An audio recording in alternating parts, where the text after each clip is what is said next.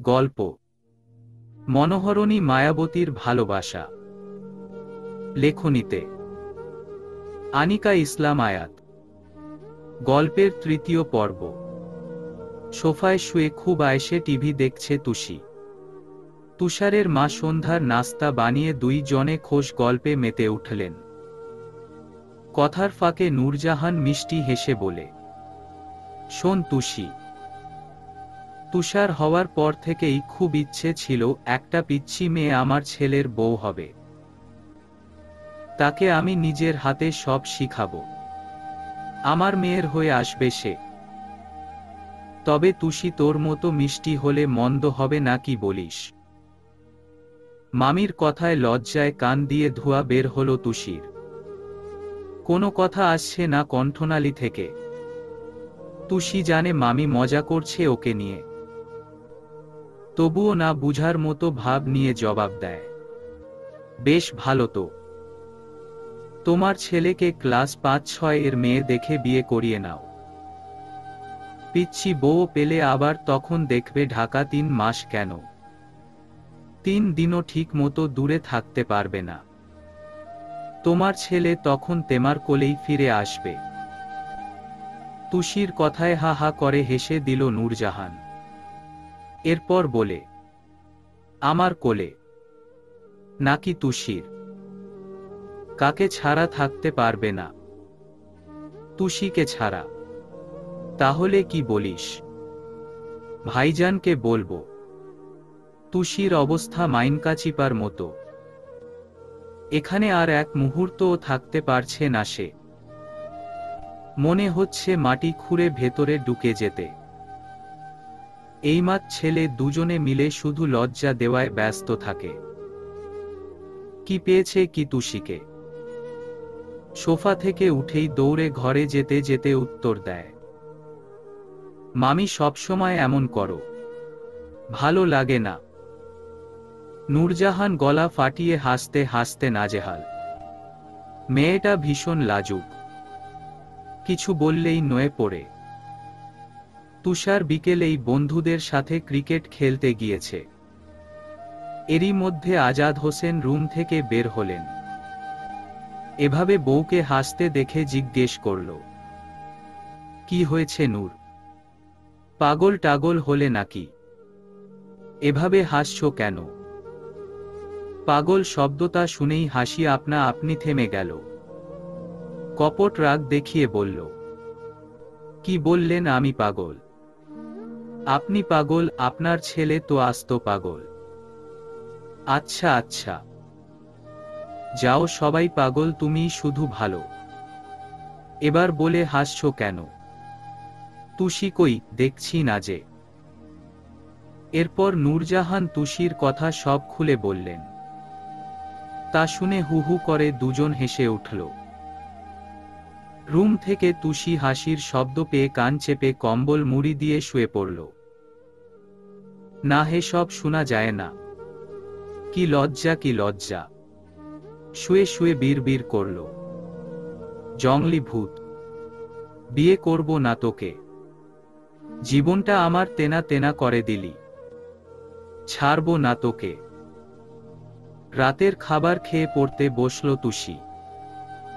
এখনো তুষারের আসার নাম নেই।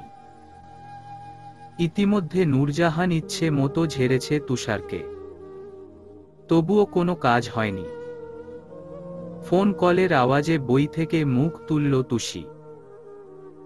দেখল আমেনা বেগমের কল, রিসিভ করেই বলল, হ্যালো মা, বলো। কি করছিস মা? কেমন কাটছে ওখানে? রাতে খেয়েছিস? আরে মা, আসতে বলো। কয়টার উত্তর দিব? খেয়েছি রাতে, ভালোই লাগছে। তোমাদের কি খবর? আমরা ভালো আছি। শুনলাম তুষার এসেছে, শোন, ভালো মেয়ের মতো থাকবি। তুষার তোর বড়, মুখটা একটু বন্ধ রাখিস। বেয়াদবি, মারামারি করিস না, তোর মামি বিরক্ত হবেন। তোকে নিয়েই আমার যত চিন্তা। আমেনা বেগমের কথায় তুষির রাগ আকাশ ছুঁল। রেগে কটমট করে বলল, শুনো মা, আমি কখনো প্রথমে তার সাথে লাগতে যাই না, বরং তোমার গুণধর ভাতিজা আমার পিছে লাগে। আমার মতো ভদ্র মেয়েকে দেখলে ওর হাত চুলকায়, সবসময় কিভাবে খেপানো যায় সে আশায় বসে থাকে। আর তুমি আমাকে জ্ঞান দিচ্ছ। তুষারকে নিয়ে আজেবাজে বকবি না বলে দিলাম। চুপচাপ ভালয় ভালয় 2 দিন থেকে চলে আসবি ব্যাস। আর পড়াশোনা ঠিকমতো করিস। তুষারকে দেখে কিছু শিখ, কাজে দিবে। রাখলাম আমি। কথা শুনেই ফোন চট করে রেখে দিল তুষি। মেজাজ খারাপ করে দিল এই মা, সবসময় ভাতিজার গুণগান। একটা কথাও বলা যাবে না তাকে নিয়ে, বললেই তেলে বেগুনে ফুঁসে ওঠে। তুষি কিছু না করেও সবসময় দোষী হবে। রাগে দুঃখে বিছানায় গিয়ে শুয়ে পড়ল তুষি। রাত কয়টা বাজে জানা নেই তুষির। হঠাৎ করেই ঘুমের মাঝে অনুভব করল কেউ গভীর মনোযোগ তার দিকে তাকিয়ে আছে। তড়িৎ গতিতে ঘুম ছুটে গেল তুষির। চোখ মেলে তাকাতেই দেখতে পেল তার দিকে ঝুঁকে এক দৃষ্টিতে তাকিয়ে আছে তুষার ভাই। তখনই চোখ দুটি অস্বাভাবিক বড় হয়ে গেল। দুহাত দিয়ে জোরে ধাক্কা দিয়ে সরানোর চেষ্টা করল, তবুও এক চুল পরিমাণও তুষার সরল না। শেষে দুষ্টু হেসে তুষির পাশ থেকে কম্বল টেনে নিয়ে পা দুটো ঢাকল তুষার। এরপর আরাম করে নিজের ঠান্ডা দুপা তুষির পায়ের উপর উঠিয়ে আরাম করে বসল। তুষি রেগে পা সরাতে গেলেই দুপায়ে আরো চেপে ধরল। মুখটা অসহায়ের মতো করে বলল, তুই যে ঘুমের মাঝেও ফুসফুস করিস, আজে বাজে আমতা আমতা করে কি কি যেন কথা বলিস তা তো আমার জানা ছিল না। জানিস আমার খুব কষ্ট হচ্ছে তোর বরের কপাল দেখে। ইস, কি পুরা কপাল তার। তুষি দাঁত কটমট করে বলল, আমি ঘুমে ফুসফুস করি নাকি ঘুষ ঘুষ করি তাতে তোমার শ্বশুরের কি? হায় রে তুষু, শোন আমার শ্বশুরেরই তো বড় সমস্যা। তার মেয়ে এভাবে ঘুমের ঘোরে ফুসফুস করবে, দেখা যাবে তোর জামাই বিয়ের রাতেই হার্ট অ্যাটাক করে মারা যাবে। হু হো, আজাইরা কথা। তুমি যে এতক্ষণ বসেছিলে, তোমার তো এখন হার্ট অ্যাটাক করে হাসপাতালে থাকার কথা। তবে তুমি এভাবে স্বাভাবিক হয়ে বসে আছো কি করে? ফালতু কথা যত সব। আরে আমি তো স্ট্রং বয়। আমার সাথে তুই সবার তুলনা দিলি শ্বশুরের মেয়ে। শুন, তোকে সামলাতে আর তোর আজে বাজে সব অভ্যাস শুধুমাত্র আমিই মানিয়ে নিয়ে পারব। মির্জাফর শ্বশুর যে কেন তার ডাইনি মেয়েটাকে দিচ্ছে না তাই বুঝতে পারছি না। তুই কি বুঝতে পারছিস? যাকে তুই বিয়ে করবি তার জীবন 2 দিনেই টাইট। সব বদ অভ্যাস তোর মধ্যেই আছে। তুষারের কথা শুনে তুষির নিজের গালে নিজেরই থাপ্পড় দিতে ইচ্ছে করছে। তবুও তুষি শক্ত করে জবাব দেয়, তুমি এত রাতে এই বাজে বকতে এসেছ? যাও বলছি, ঘুমাতে দাও। ধুর, কাঁচা ঘুম দিল একদম নষ্ট করে জংলি ভূত। জংলিদের মতো কি আমার 2 হাতের নখ দিয়ে তোকে খামচে দিয়েছি? না করেও যখন দোষী হলাম তবে আয় দিয়ে দেই কয়টা খামচি। সবসময় ফালতু কথা, বিরক্তকর। তোর হাতের ওই নখ দিয়ে খামচে দিয়েছিলি না? এখনো দাগ আছে, এই দেখ। কি ভয়ঙ্কর রাক্ষসী বাবা, আসল জংলি তো তুই। তুষির দুভ্রু কিঞ্চিত করতেই গলা পরিষ্কার করে তুষার বলে, আচ্ছা আয়, তোর কানে কানে একটা জরুরি কথা আছে, এজন্যই এখানে আসা। বলেই চলে যাচ্ছি। সত্যি তো চলে যাবে? হ্যাঁ রে শালি। তিন সত্যি। তুষি শান্ত হয়ে এগিয়ে ঝুঁকে যায় তুষার সামনে। তুষার শয়তানি হাসি দিয়ে বলে, যাহ বাবা। তাই বলে ওড়না টুরনা সব রেখে চলে আসবি? অবশ্য এভাবেও দেখতে খারাপ লাগছে না। আমার মতো ভদ্র ছেলেকে তুই ফাঁসাতে চাইছিস তা বেশ বুঝতে পারছি আমি। ছি ছি তুষু, এই ছিল তোর মনে? তবে এভাবেই সবচেয়ে বেশি হট লাগছে। তুষারের কথায় নিজের দিকে তাকিয়েই চট করে দূরে সরে তুষি। চোখ দুটো বন্ধ করে মনে মনে হাজার গালি দিল তুষারকে।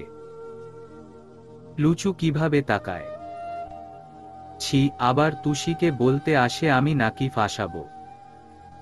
আস্ত শয়তান একটা। সব দোষ বোন মানুষের। কে জানতো এত রাতে এ ঘরে আসবে। দুঃখে কান্না পেল তার। ইদানিং একটু বেশি লজ্জা দিচ্ছে তুষারের বাচ্চা। তুষি অস্পষ্ট স্বরে শুধালো, তুমি কি যাবে? নাকি আমি চিৎকার করব? দাঁড়াও, মামিকে ডাকছি আমি। শয়তানের শয়তান। তুষার অসহায়ের মতো মুখের ভান করে বলল, আহা, সত্যি বললেই রেগে যাস কেন? আয়, কথা আছে। কথাটি বলেই ঘুমাতে যাবে। আমারও ভীষণ ঘুম পাচ্ছে। এই বলেই হাই তুলল তুষার। তুষি চুপ করে রইল। কোনোভাবেই সে আর কাছে যাবে না। অবশেষে তুষারের তারায় একটু কাছে গেল। না হলে নাকি এ ঘর থেকে এক চুলো নড়বে না ওই বোন মানুষ। বলি কি, স্বপ্নেও কি প্রেম প্রেম করিস নাকি? যেভাবে আমতা আমতা করে যা তা বললি, এসব তোর বাবা জানে নাকি আমি নিজে জানানোর দায়িত্ব নিব?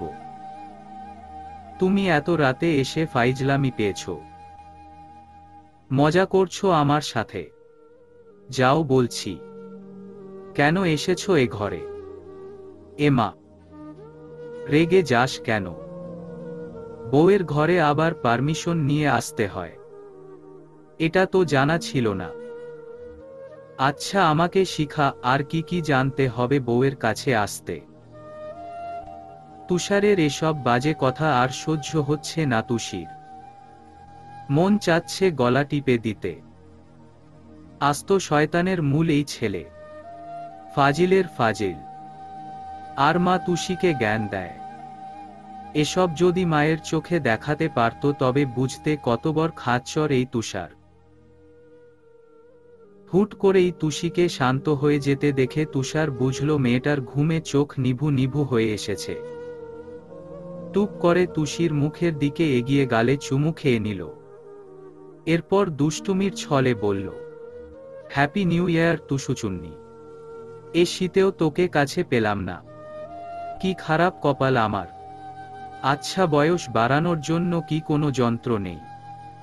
থাকলে টুস করে তোর বয়স বাড়িয়ে দিতাম, আর বিয়ে করে কাছে রাখতাম। তোকে দূরে রেখে আমার আর ভালো লাগে না। তবে শোন, বিয়ের পর খুব বেশি ভালোবাসবো আর আদর দিব। কোনো ছাড়া ছাড়ি নাই। আমার ভালোবাসার অনেক পাওয়ার তোর এই ছোট্ট শরীর মানিয়ে নিতে পারবে তো?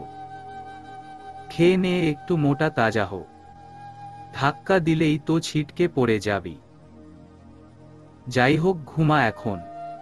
Good night.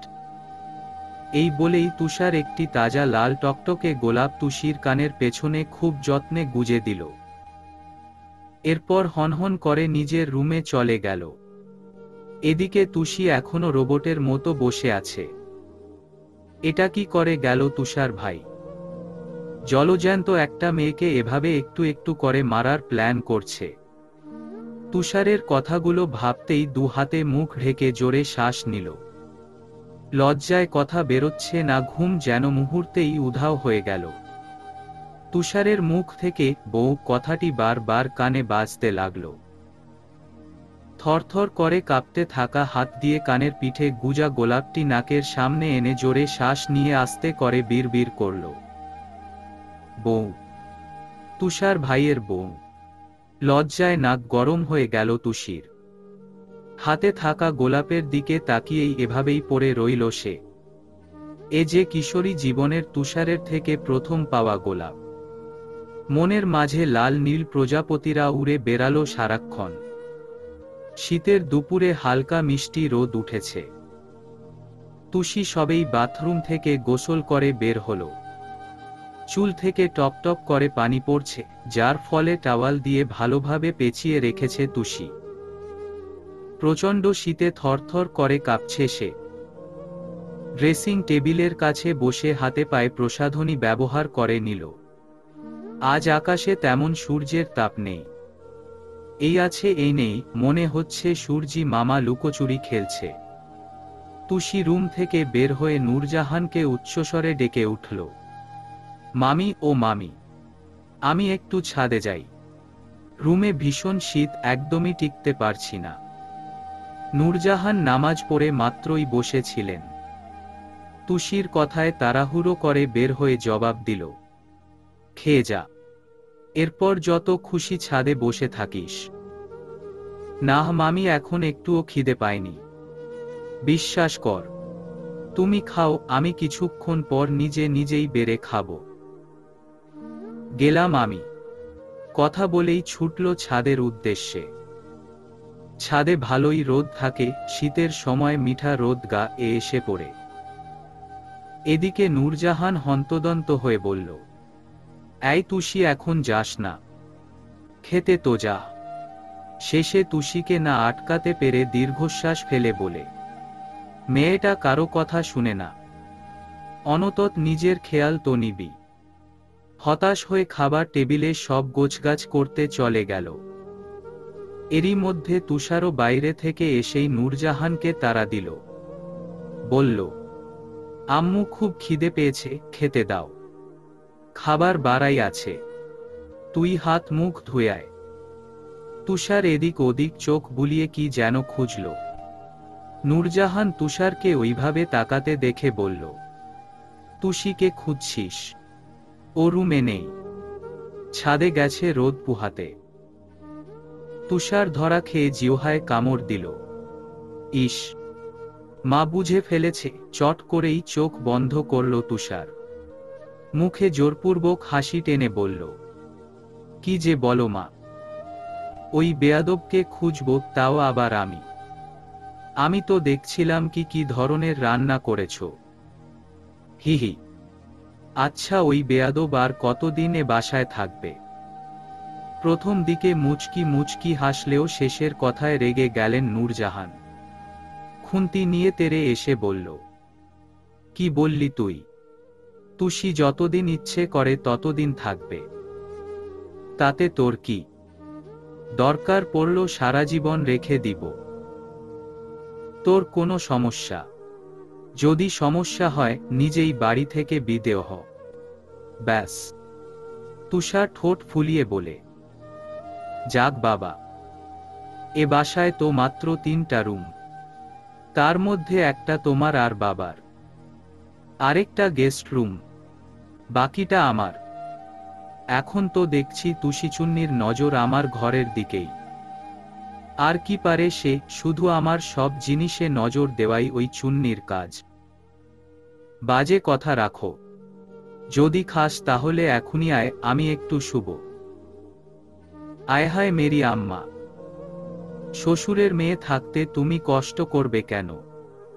দাঁড়াও, দেখছি আমি। তুমি বরং রেস্ট নাও। নূরজাহান তুষারের কথা মনে হয় বুঝলেন না। দুভ্রু কুচকে বিস্ময় নিয়ে বলল, শ্বশুরের মেয়েকে? মানে তোর বউ? বাবা, আমি তো এখনো তোকে বিয়েই করাই নাই।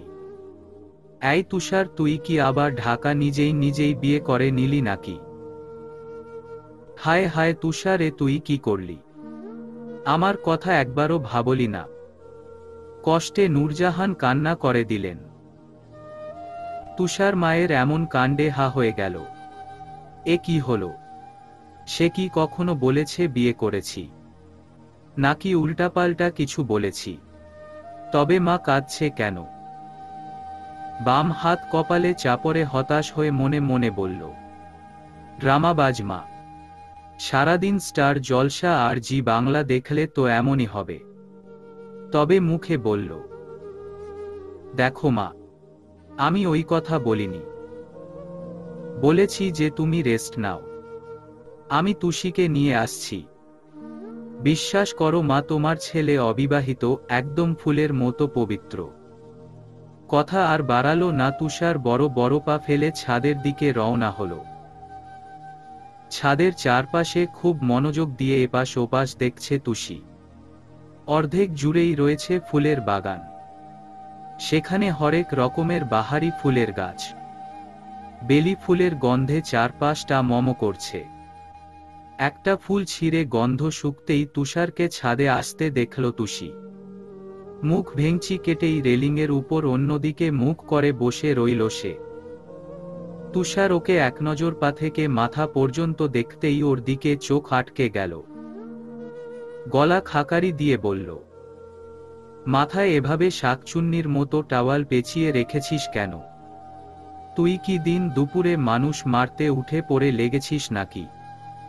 এভাবে দেখতে তোকে কি বিশ্রী লাগছে জানিস? কোনো মানুষ দেখা মাত্রই জ্ঞান হারাবে। তুষারের কথায় মেজাজ খারাপ হয়ে গেল তুষির।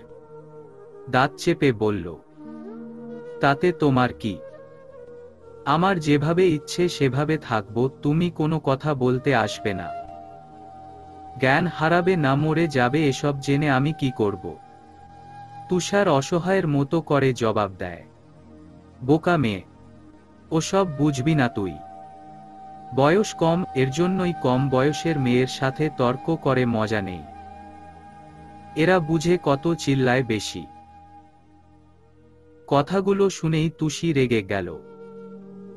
এই ব্যাটা কোন কথা থেকে কোন কথায় গেল? শালা বদলোক। পুনরায় তুষার বলল, এদিকে আয় দেখি, মাথা মুছে দেই। ঠান্ডা লাগলে তখন তো ঠিকই তোর রাজাকার বাবার কাছে নালিশ করবি। আমরা তোকে ঠান্ডা পানিতে চুবিয়ে চুবিয়ে অসুস্থ করে দিয়েছি। না বাবা, এত রিস্ক নিতে পারবো না। তোর মতো ভয়ঙ্কর মহিলার পেটে পেটে অনেক কুবুদ্ধি।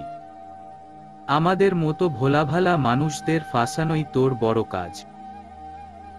তুষি যত পারছে রাগ নিয়ন্ত্রণ করতে, কিন্তু মনে হয় এই বুঝি বোম এখনই ফেটে যাবে। এই তুষার হতচ্ছাড়া আর কত ভাবে কথা শুনিয়ে শান্তি পাবে কে জানে। এসব ভেবেই ফুস করে নিঃশ্বাস ছেড়ে বলল, তোমার কষ্ট করতে হবে না তুষার ভাই। আমি পারবো, নিজের চুল নিজেই ভালো মতো মুছে নিচ্ছি। তুষি কথাটি বলেই টাওয়াল খুলতেই খপ করে নিজের হাতে নিয়ে নিল তুষার। মাথায় জুড়ে চাটি মেরে বলল, ডাইনি, কেউ কি নিজের চুল নিজে মুছতে পারে? সবাই পারলেও তুই পারবি না, কোনোদিনও না। যদি পারতি তবে এতক্ষণ তোর চুল শুকিয়েই যেত। আমার থেকে শিখ কিভাবে মুছতে হয়। টাওয়াল হাতেই আবার ফাইজলামির ছলে বলে উঠল তুষার, মুছে দেওয়ার সময় যদি দেখি নড়াচড়া করছিস তবে মাইর হবে। তাও দু গালে দুইটা। শুনেছি একটা দিলে বিয়ে হয় না। তখন যদি আমাকে সারা জীবন চিরকুমার থাকতে হয় তাহলে উপায়। বেয়াদব, তোর তো কিছু হবে না, সব লস শুধু আমার। জানিস বাংলাদেশে কত ক্ষতি হবে। এদিকে আমার বংশ হয়ে যাবে নির্বংশ। না বাপু, আমার অনেক অনেক বাচ্চা চাই। কত স্বপ্ন আমার, এসব তো তুই এক নিমিষে শেষ করতে পারিস না। বউ আমার জামাই পাবে না, বেচারা বাচ্চা কখনো বাবা ডাক দিতেই পাবে না। এদিকে বউয়ের আদরের অভাবে অচিরেই আমি অক্কা পাব। দুই চোখে নিজের ভয়াবহ ক্ষতি আমি দেখতে পাচ্ছি। এরপর নিজ হাতে তুষিকে ঘুরিয়ে চারপাশে সুন্দর করে চুল মুছিয়ে দিল। তুষার এক দৃষ্টিতে তাকিয়ে আছে তুষির দিকে। খোলা চুলে কি স্নিগ্ধ লাগছে। এই মেয়েটার প্রতি বারবার প্রেমে পড়তে বাধ্য হয় তুষার। ওর এই মুহূর্তে মনে হচ্ছে এর থেকে আনন্দের কাজ আর একটাও নেই। প্রতিদিন যদি এই কাজ কেউ করতে দেয় তবুও কখনো ক্লান্তি আসবে না। এদিকে তুষি ফালতু কথা শুনে মেজাজ খারাপ হয়ে গেল। বনমানুষ কি শুধুমাত্র চুল মুছাতে সেই বাচ্চা পর্যন্ত নিয়ে গেল? তুষির মনে হচ্ছে মাথা গোল গোল করে ঘুরছে। মনে মনে তুষারের 14 গোষ্ঠী উদ্ধার করল সে। তুষির চুলে নাক ডুবিয়ে শ্বাস নিয়ে মুচকি হেসে বলল, ও আক্থু, কি বিশ্রী গন্ধ আসছে তোর মাথা থেকে।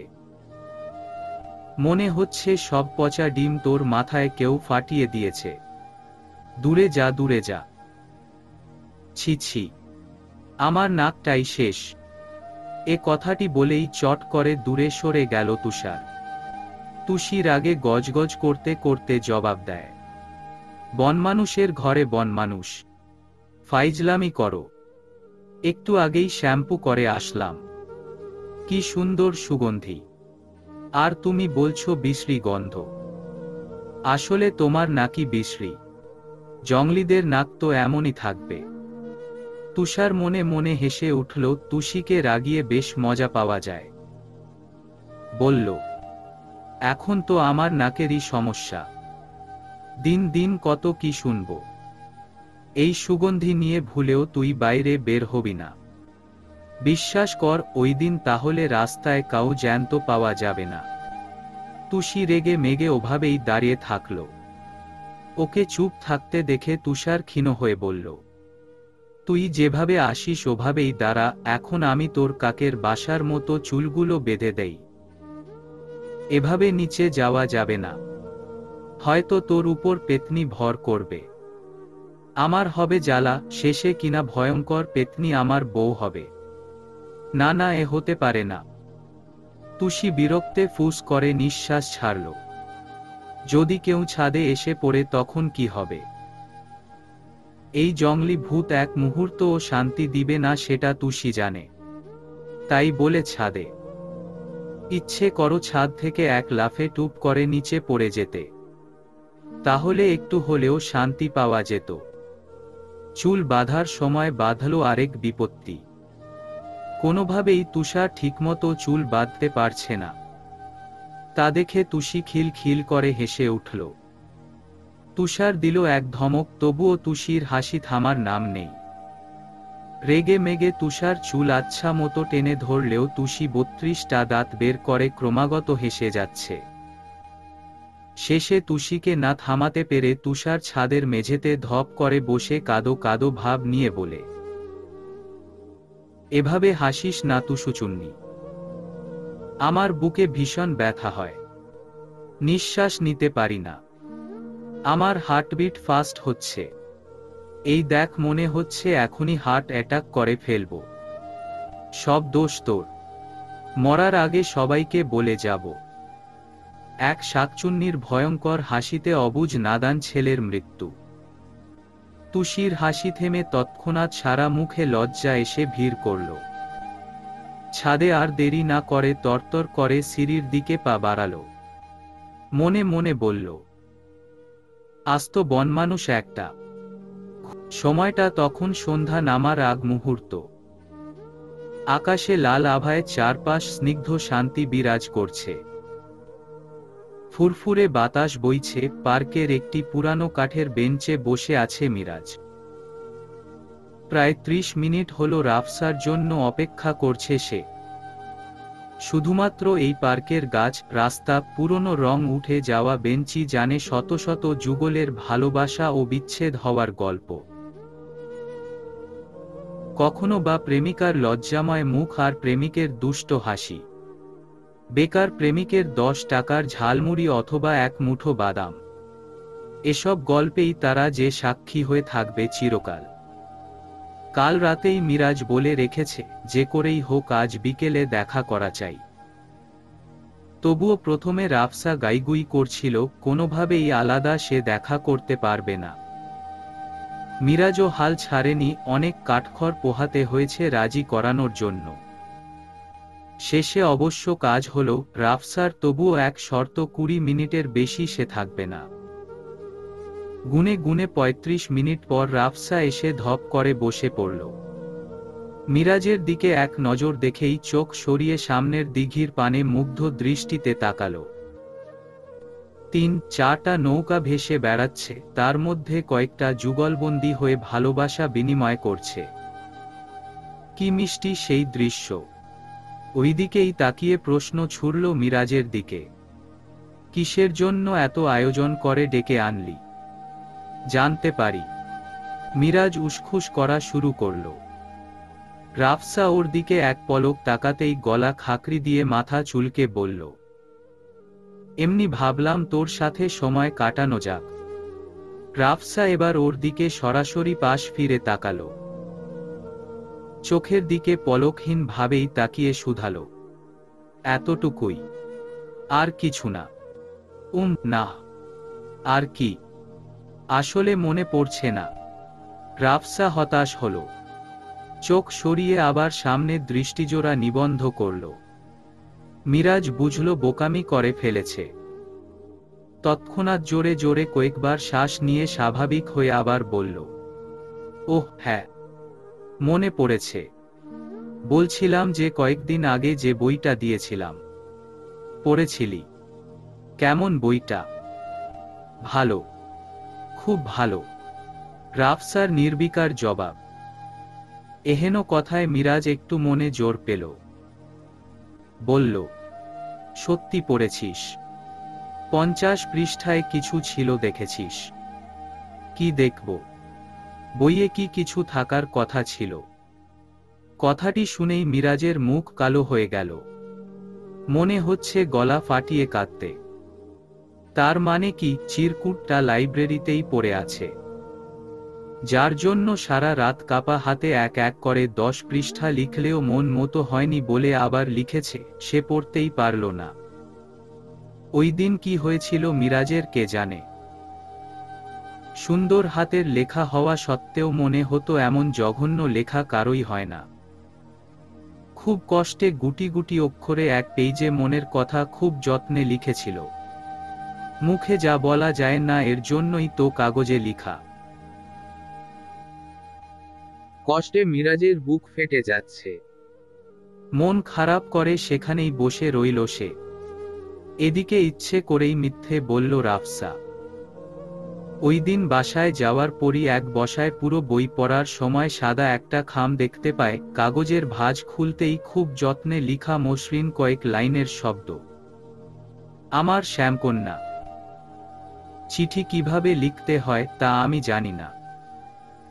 শুধু জানি শেষ বয়সে যখন ভয়াবহ জ্বরে আক্রান্ত হয়ে বিছানায় শুয়ে থাকব তখন এক রাফসা আমার মাথার পাশে বসে কাঁদবে, বাম হাতের উল্টো পিঠে চোখ মুছে আবার আমার কপালে জলপট্টি দেয়ায় মনোযোগ দেবে। কোনো এক সন্ধ্যায় হুট করেই অফিস থেকে আসার পর আমার রাফসা তড়িৎ গতিতে আমার গরমে ঘামা গায়ে লেপ্টে যাওয়া শার্টের বিশ্রী গন্ধ সব উপেক্ষা করে বুকে জড়িয়ে ধরবে। আমি তখন জোর গলায় বকুনি দেব। রাফসা খিলখিলিয়ে হেসে আরও শক্ত করে জড়িয়ে ধরবে। আচ্ছা শোন, এসব ভাবনা তুই একমাত্র পারিস পূরণ করতে। আমি বন্ধু হিসেবে এটুকু আবদার তো করতেই পারি। বন্ধুর জন্য নাকি সবাই জীবন বাজিও রাখতে পারে। তুই না হয় তোর জীবনটা সারা জীবনের জন্য দিয়ে দে। বিশ্বাস কর আমি খুব যত্ন করে রাখব পুষ্পফুল। জানিস আমি না তোর কাছে ভীষণ ভীতু। 5-7টা লোকের মতো সামনে ভালোবাসি বলতে পারি না, প্রকাশও করতে পারি না। শুধু 1000 বার বলতে চাই, বিয়ে করবি আমায়। তোর ব্যক্তিগত আহাম্মক। পুরোটা পড়েই মুখে হাসি ফুটে ওঠে। চিঠিটা দেখলে যে কেউই বলবে সারা রাত জেগে ভালোবাসার মানুষের জন্য মন উজাড় করা কথাগুলো গুটি কয়েক অক্ষরে লিখা। ওই দিন থেকেই মনের মাঝে একটু একটু করে ভালো লাগা হয়েছে মিরাজের প্রতি। রাতে ঘুমানো যাওয়ার আগে প্রতিদিন বহুবার সেই চিরকুট পড়ে তবেই ঘুমাতে যায়। রাফসার একসময় এসব কথা ভাবতেই বিরক্তে মনে হচ্ছে এখন ওই নীল দিঘিতে গিয়ে ঝাঁপ দিতে পারলে শান্তি পেত। আহাম্মক ভালোবাসি সেটা বলতে এত কেন ভয়? সোজাসাপটা ভালোবাসি বললেই তো হয়। তা না, কি ছাইপাস বলার জন্য সে আমাকে এখানে ডেকে এনেছে। ফোন করে বলা যেত না? অনেকটা সময় পর রাফসা ওর দিকে তাকিয়ে দেখে মন খারাপ করে বসে আছে নীরবে। শুধু বাকি বাচ্চাদের মতো চিৎকার করে কান্নাকাটি করা। মিরাজের মুখ থেকে কথা বের করার জন্য বলল, কি ছিল বইয়ে? বললে বল, না হলে উঠলাম। মাথা ব্যথা করছে, বাসায় যাব। কিছু না, থাক ওসব কথা। আগে বল, মাথা কি অনেক ব্যথা করছে? চল এখনই বাসায় দিয়ে আসি। আগে বলবি না আমাকে, তাহলে তো আসতেই মানা করতাম। এরপর দুজনে উঠে যখন রাস্তায় আসলো, রাফসা দেখতে পেল ঝালমুড়ি বিক্রি করছে একটা ছেলে। মিরাজকে রাস্তায় দাঁড় করিয়ে দৌড়ে গিয়ে ঝালমুড়ি নিয়ে আসলো। সব ঝালমুড়ি নিজেই একা একা খেলো। মিরাজ এমন কাণ্ড দেখে বেশ বুঝতে পেরেছে সে ইচ্ছে করেই এমন করল। নিজের প্রতি হাজারটা গালি দিয়ে তবেই রিকশায় উঠল মিরাজ। সব অস্বস্তিকর পরিস্থিতিতে পড়ে এই রাফসা নামক মানুষটা সামনে থাকলেই কি করা উচিত কিছুই বুঝতে পারে না, সব থতমত ভাব হয়ে যায়। এদিকে রাফসা মনে মনে হাজারবার আওড়ালো, আহাম্মকের আহাম্মক, একমুঠ যে বাদাম কিনে দিবি তাও বুঝিস না, গাধা। মেয়েরা কিসে ইমপ্রেস হয় সব কি তোকে আমি শিখিয়ে দিব? একটু 20 টাকার গোলাপও তো আনতে পারতি হতচ্ছাড়া বলদ। কেন যে আসতে গেলাম এই বলদের কথায়? সারারাত ভেবেছিলাম কি আর হলো কি, মেজাজটাই চটে গেল। ভাবলাম কিছু বলবে, কিন্তু না, আজও ফলাফল শূন্য। প্রেমপত্র লেখার সময় মনে হয় মুখে খই ফুটেছিল। তুষার রুমে উকি দিয়েই দেখল তুষি পড়ার টেবিলে 2 হাত ছড়িয়ে ছিটিয়ে ঘুমিয়ে আছে। পাশেই অবহেলায় বইগুলো খোলা অবস্থা ওভাবেই পড়ে আছে। তুষার কিছুক্ষণ দরজার বাইরে তুষির কাণ্ড দেখল। মাঝে মাঝে মশার কামড়ে নড়েচড়ে, আবার গভীর নিদ্রায় তলিয়ে যায়। তুষার নিজে নিজের হেসে নিয়ে অত্যন্ত সিরিয়াল ভঙ্গিতে গম্ভীর হয়ে বলল, কিরে চুন্নি, পড়ার সময় কেউ এভাবে ঢুসে ঢুসে ঘুমায়? অবশ্য তোর দ্বারা সব কিছুই সম্ভব। পড়াচুন্নি কোথাকার। আসলে ভেবে দেখলে তোর চুন্নি নাম অনেক কিছুতে যায়, যেমন পড়াচুন্নি, কাজ চুন্নি, মন চুন্নি। এ তো দেখি বিরাট সমস্যা। এতগুলো কথা শুনেও তুষি হালকা নড়ে আবার পড়ে রইল। ওকে উঠতে না দেখে তুষার শয়তানি হাসি দিয়ে তুষির বাহু হালকা ধাক্কা দিতে দিতে উচ্চস্বরে বলে, তুষি উঠো, দেখ তোর চুলে তেলাপোকা। উঠো উঠো। গেল রে, তেলাপোকাটা একেবারে তোর নাকের ভেতর ঢুকে গেল। তুষি ভয়ে দরফর করে উঠে জোরে এক চিল্লানি দেয়। ভয় তুষির মনে হচ্ছে এখন ভিতর থেকে কলিজা বেরিয়ে আসবে। হাত পা ঠান্ডা হয়ে যাচ্ছে। চেয়ার থেকে তড়িৎ গতিতে উঠেই তুষারকে শক্ত করে জড়িয়ে ধরে ভয়ার্ত স্বরে বলে, বা বাঁচাও তুষার ভাই। কোথায় তেলাপোকা? মরে গেলাম তুষার ভাই। ফেলে দাও প্লিজ, আমাকে বাঁচাও। এই বলেই তুষারের বুকের মাঝে গুটিসুটি মেরে পড়ে রইল। ভয়ে গলা শুকিয়ে এসেছে, উচ্চস্বরে কান্না করে দিল। তুষার কখনো ভাবেনি তুষি এতটা ভয় পাবে, আর জড়িয়ে ধরা তো দূরের কথা। এই প্রথম এমন স্পর্শ বুকের ভিতর মনে হচ্ছে ধুরুম ধারুম শব্দে। হাতুড়ি পেটাচ্ছে। মনের মাঝে ভালো লাগার শিহরণ বয়ে যাচ্ছে।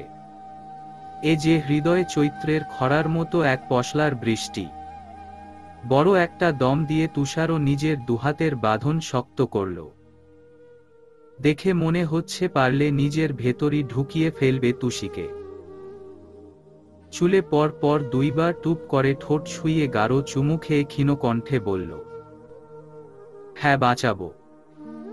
আমি না বাঁচালে কে বাঁচাবে বলতো?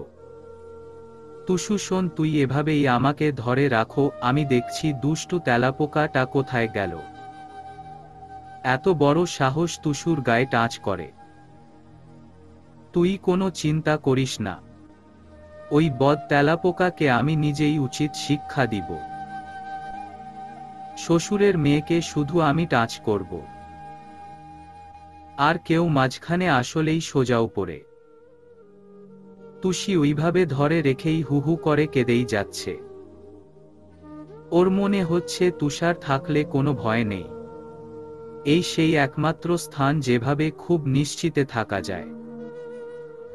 চোখের পানি, নাকের পানিতে তুষারের শার্ট একদম ভিজে একাকার। জোরে জোরে নাক টানছে আর তুষারের বুকে চোখ নাক মুছছে। তুষার নাক কুচকালো, মনে মনে বলল, শালি, একটু ভালোভাবে থাকবি তা না, রোমান্টিক মোমেন্টে সব অকাজ করিস। আনরোমান্টিক মহিলা কি সব অসভ্যতা করছিস? আমার নতুন শার্ট দিলি একদম নষ্ট করে। তুষির চুলে সেও মুখ ঘষল, এরপর আবার বলল, নড়াচড়া করিস না তুষু, নড়লেই খপ করে তোর জামার ভিতর ঢুকে যাবে। তুই বরং চুপচাপ আমাকে জড়িয়ে ধরে রাখো। কেঁদে কেঁদে জবাব দেয় তুষি, না তুষার ভাই, এসব বলো না, তুমি ফেলে দাও, আমার খুব ভয় করছে। হ্যাঁ, আমি তো তোর কাজের লোক, কামলা পেয়েছিস বিনে পয়সায়। এরপর তুষার ওর মাথায় থুতনি ঠেকিয়ে ওভাবেই দাঁড়িয়ে রইল। অনেক সময় পর তুষির কান্না থেমে গেল। এরপর বলল, তুষার ভাই এখনো যায়নি। তুষিকে বোকা বানাতে পেরে উচ্চস্বরে হেসে দিল, বলল, কেমন দিলাম তুষুচুন্নি, দেখলি কিভাবে বোকা বানাতে হয়? তোকে বানানো তো আরো সহজ, কারণ তোর মাথায় ঘিলু টিলু কিচ্ছু নেই। কথাটি শুনেই মাথা তুলেই বুঝল তুষি একদম তুষারের বুকের মাঝে লেপ্টে আছে। এখন একদম বুঝে ফেলেছে সব কিছুর মূল ওই বনমানুষের। বুকে কিল ঘুষি দিতে দিতে সরে যেতে নিলেই তুষারের শক্ত বাঁধন থেকে নিজেকে ছাড়াতে পারল না। রাগে দুঃখে তুষারের গলা বরাবর নিজের দু নখের দংশনে ছিন্নভিন্ন করে দিল। মুহূর্তেই তুষারের গলার কয়েক পাশে লাল বর্ণ ধারণ করল। তুষার চোখ বন্ধ করে ব্যথা সংযত করে ধাক্কা দিয়ে দূরে সরিয়ে দিল তুষিকে। এরপর চেঁচিয়ে বলল, এটা কি করলি তুই? মাথা খারাপ হয়ে গেছে? বাইরে গেলে এখন লোকে কি বলবে? আমার ইজ্জত সব লুট করে নিলি লুচু তুষু। প্রথমে তো তেলাপোকার বাহানায় আমাকে কিভাবে আষ্টে পৃষ্ঠে জড়িয়ে ধরলি। ছি ছি তুষু, এই ছিল তোর মনে? একদমে কথা বলেই আয়নায় ভালোভাবে গলা দেখতে দেখতে ন্যাকা কান্না করে আবার বলে,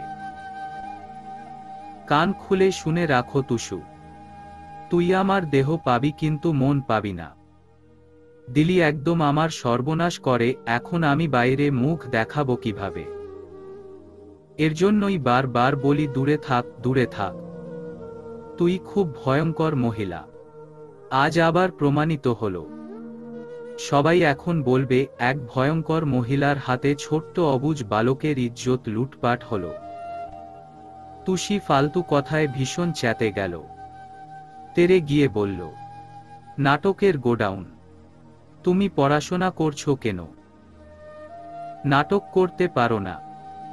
যা করেছি বেশ করেছি, আমাকে ভয় দেখালে কেন? আমি কি তোমার পাকা ধানে মই দিয়েছি? শয়তানের শয়তান, আস্ত চিবিয়ে খাবো আমি। রাক্ষসী ইজ্জত খেয়েছিস, তাতে মন ভরেনি, এখন আবার মাংস খেতে চাস? বিয়ের আগে এসব করলে পাপ হবে পাপ। তুষির গায়ের পিত্তি জ্বলে যাচ্ছে। রাগে গজগজ করতে করতে বলে, আর এক সেকেন্ড যদি এই রুমে দেখেছি তোমার আজকে খবর আছে। তুষার ফট করে বলে, কয়টার খবর? দেখ, এমনিতেই টি শার্টের দফারফা করে দিয়েছিস, ভদ্রমহিলার মতো কালকে ধুয়ে দিবি। ছি তুষি, শেষে কিনা তোর বাচ্চাদের মতো নাকের পানি পড়ে। কথা বলেই থুথু ফেলল বেসিনে। তুষির আগের কাণ্ডতে যে কি পরিমাণ লজ্জা করছে, তার উপর খেপাচ্ছে এই বনমানুষ। তবুও এক বিন্দু বুঝতে দিবে না তুষারকে। কপট রাগ দেখিয়ে বলল, তুমি কি যাবে, নাকি তোমার মাথা আজ আমি ফাটিয়ে দিব? জংলি ভূত! আহা, রাজাকারের বংশধরকে নিয়ে বিশ্বাস নেই। চলে যাচ্ছি, তার আগে একটা কথা শুন। কথা বলেই আবার খুব নিকটে গেল তুষার। পকেট থেকে ছোট এক টিপ বের করে টুস করে পরিয়ে দিল। এরপর বলল, আবার বলছি শোন তুষু, বিয়ের আগে তুই আমার দেহ পেলেও মন পাবি না, তবে বিয়ের পর দেহ মন দুটোই তোর। Bye, good night. এরপর তুষার শান্ত ভঙ্গিতেই নিজের রুমে চলে গেল। এই কথায় কি যে ছিল তুষির জানা নেই। কিছুক্ষণ আগে জড়িয়ে ধরা তুষার ভাইয়ের থেকে যত্নে পরিয়ে দেওয়াটি, এতক্ষণের দুষ্টু কথা সব এখনো নিজের চোখে ও কুর্নিশে বাজছে। কপালের মাঝ বরাবর যত্নে পরিয়ে দেওয়া টিপটা সামনে এনে গাঢ় চুমু খেল। নিজের কাছে এদিন পর্যন্ত যা কিছু তুষার দিয়েছে সব জিনিস যত্নে করে রাখে দিয়েছে সে। টিপটাও খুব যত্নে রেখে দিল। খুশিতে মনে হচ্ছে পাগল হয়ে যাবে আজ। পা যেন আজ থমকে গিয়েছে। বিছানায় গিয়ে বসারও এক বিন্দু শক্তি পাচ্ছে না তুষি। মনের মাঝে ভয়ঙ্কর এক অসুখ ধরা দিচ্ছে। ভালো লাগায় শান্তির ঘুম আসছে। মনে হচ্ছে বুকের বা পাশে ভয়াবহ এক অসুখ শুরু হয়েছে। এটা শুধু তুষার ভাই নিজেই সারাতে পারবে। ইস, কেমন মাথাটা ঝিম ঝিম করছে। ধপ করে মেঝেতে বসে কাপা কণ্ঠে বলে উঠল তুষি, দিন দিন এত কেন রোমান্টিক হচ্ছ তুষার ভাই? আমার ছোট মন যে এত বড় কাণ্ডকারখানা আর নিতে পারছে না। মনে হচ্ছে এই বুঝি মরে গেলাম। বুকের মাঝে মস্তবর অসুখ ধরা দিচ্ছে। পাখিদের মতো এদেশ ওদেশ উড়ে বেড়াতে ইচ্ছে করছে। আমার মস্তিষ্ক বারবার জানান দিচ্ছে তুষার ভাই এতটা ভয়ঙ্কর অসুখে না ফেললেও পারতে। এখন যে আমার মনকে শান্ত রাখা খুব কষ্ট হয়ে যাবে। এর জন্য সবচেয়ে দায়ী তুমি, তুষার ভাই, তুমি। তোমাকে বারবার ছুঁয়ে দিলে এরপর থেকে আমাকে আর দোষ দিতে পারবে না বলে দিলাম। ভালো লাগায় চারপাশ তুষির মনে হলো সুন্দর, অনেক সুন্দর। জানালার ময়লা পড়া পর্দাকেও তুষির পৃথিবীর সবচেয়ে সুন্দর জিনিস মনে হলো। সারা রাত অজানা এক সুখে ঢেউ খেলে গেল মনে।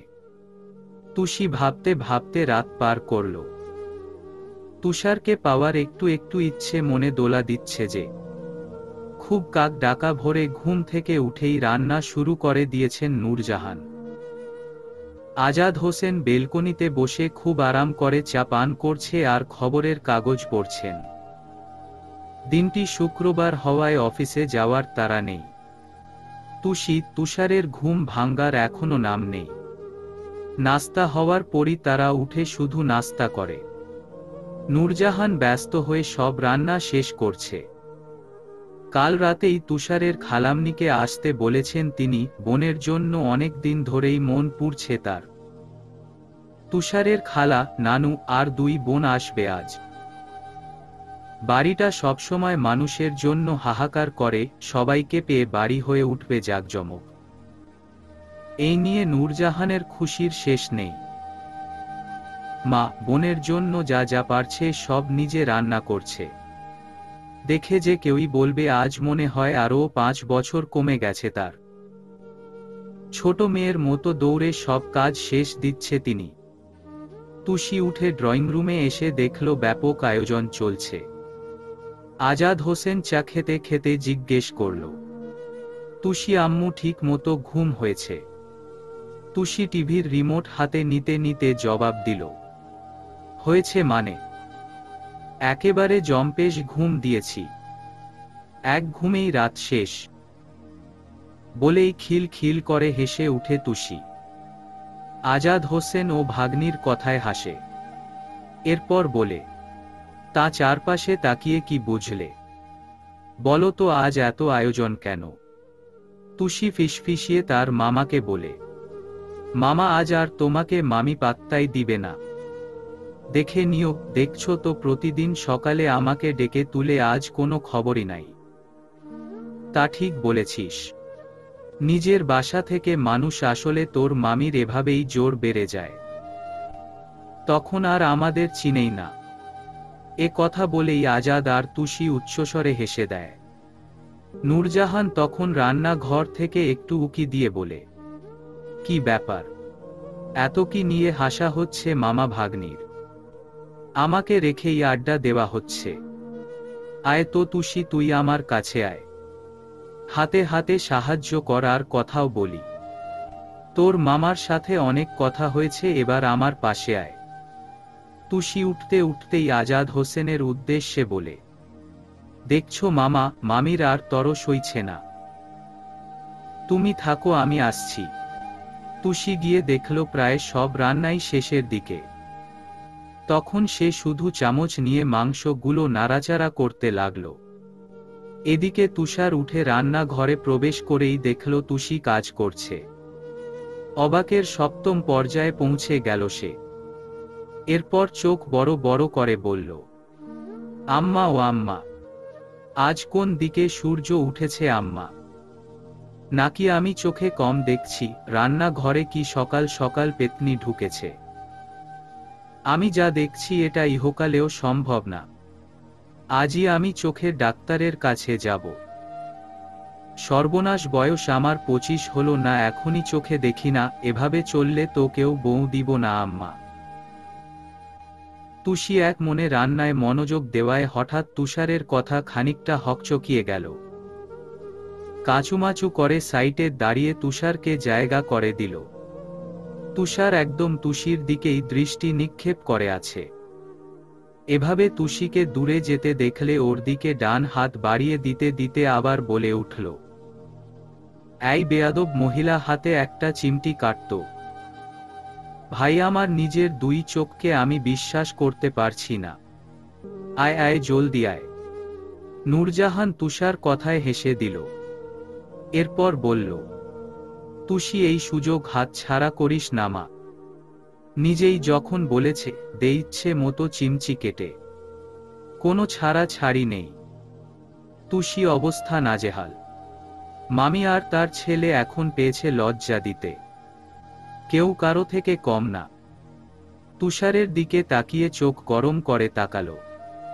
এর মানে হলো, জংলি ভূত একা শুধু পায় তোকে, সব কিছুর শোধ তুলব। এরপর সুযোগ মতো তুষারের হাতে জোরে একটা চিমটি কেটেই হুড়মুড় করে নিজের রুমে দরজা আটকিয়ে হাঁফ ছেড়ে বাঁচল। তুষারের চোখ ছানা বড়া। এ কি করল তুষুচুন্নি? তাই বলে একদম সত্যি সত্যি দিয়ে দিল। দিন দিন তো দেখছি সাহস বেড়েই চলেছে। নূরজাহান হা হা করে হেসে উঠে বলে, শিক্ষা হয়েছে। কি মনে করেছিলি এবারও ছেড়ে দিবে? ভালো হয়েছে, আমি আরও শিখিয়ে দিব। তুষার মনে মনে বিড়বিড় করে, রাক্ষসী রাক্ষসী রাক্ষসী। দুপুরে সময় সকল অতিথি চলে আসলো তুষারের বাসায়। নূরজাহানের মা হামিদা বেগম, বোন সুমনা আর তার দুই মেয়ে রাদিবা, মারিহা সকলের সাথে ভালো মন্দ কথা বলে যার যার রুমে চলে গেল। অনেক দিন পর মা আর বোনকে পেয়ে নূরজাহানের খুশিকে দেখে। কত সময় যে হামিদা বেগমকে ধরে অঝরে অশ্রু ফেলেছে তার হিসেব নেই। তুষির সাথে আগে থেকেই রাদিবা, মারিহার পরিচিত থাকায় আসার পর থেকেই হইচই বেঁধে দিয়েছে। তুষার নানুকে অনেক দিন পর পেয়ে সেই যে তার কোলে বসে আছে, আর অন্য কোনো দিকে খেয়াল নেই। সবাই হাত মুখ ধুয়ে দুপুরের খাবার একসাথে বসে কবজি ডুবিয়ে খেল। এরপর মারিহা তুষির রুমে আরাম করে বসে বলল, আজ সারা রাত আমরা আড্ডা দিব ওকে তুষি। কেউ ঘুমাতে পারবে না, আগেই বলে দিলাম। আমরা তো কালকের পরের দিনই চলে যাব, তাই সারা রাত জেগে ইচ্ছে মতো আড্ডা হবে, ওকে গাইস। তুষিও বেশ খুশি হল। রাদিবা আর সে জোরে গলা ফাটিয়ে বলল, ওকে আপু, সেই মজা হয়ে। এ মানে। তাদের কথার মাঝেই হুট করে তুষার রুমে প্রবেশ করে। এরপর বলে, কিরে ফকিন্নিরা, তোরা তো দেখি এই বেয়াদবের সাথে পুরো বাসা একদম মাথায় উঠিয়ে ফেলেছিস। আস্তে আস্তেই সব অভদ্রতা শিখিয়ে দিল এই তুষুচুন্নি। তুষারের কথায় মারিহা লজ্জায় নুইয়ে গেল। চুপচাপ একপাশে বসে কাচুমাচু করতে থাকে।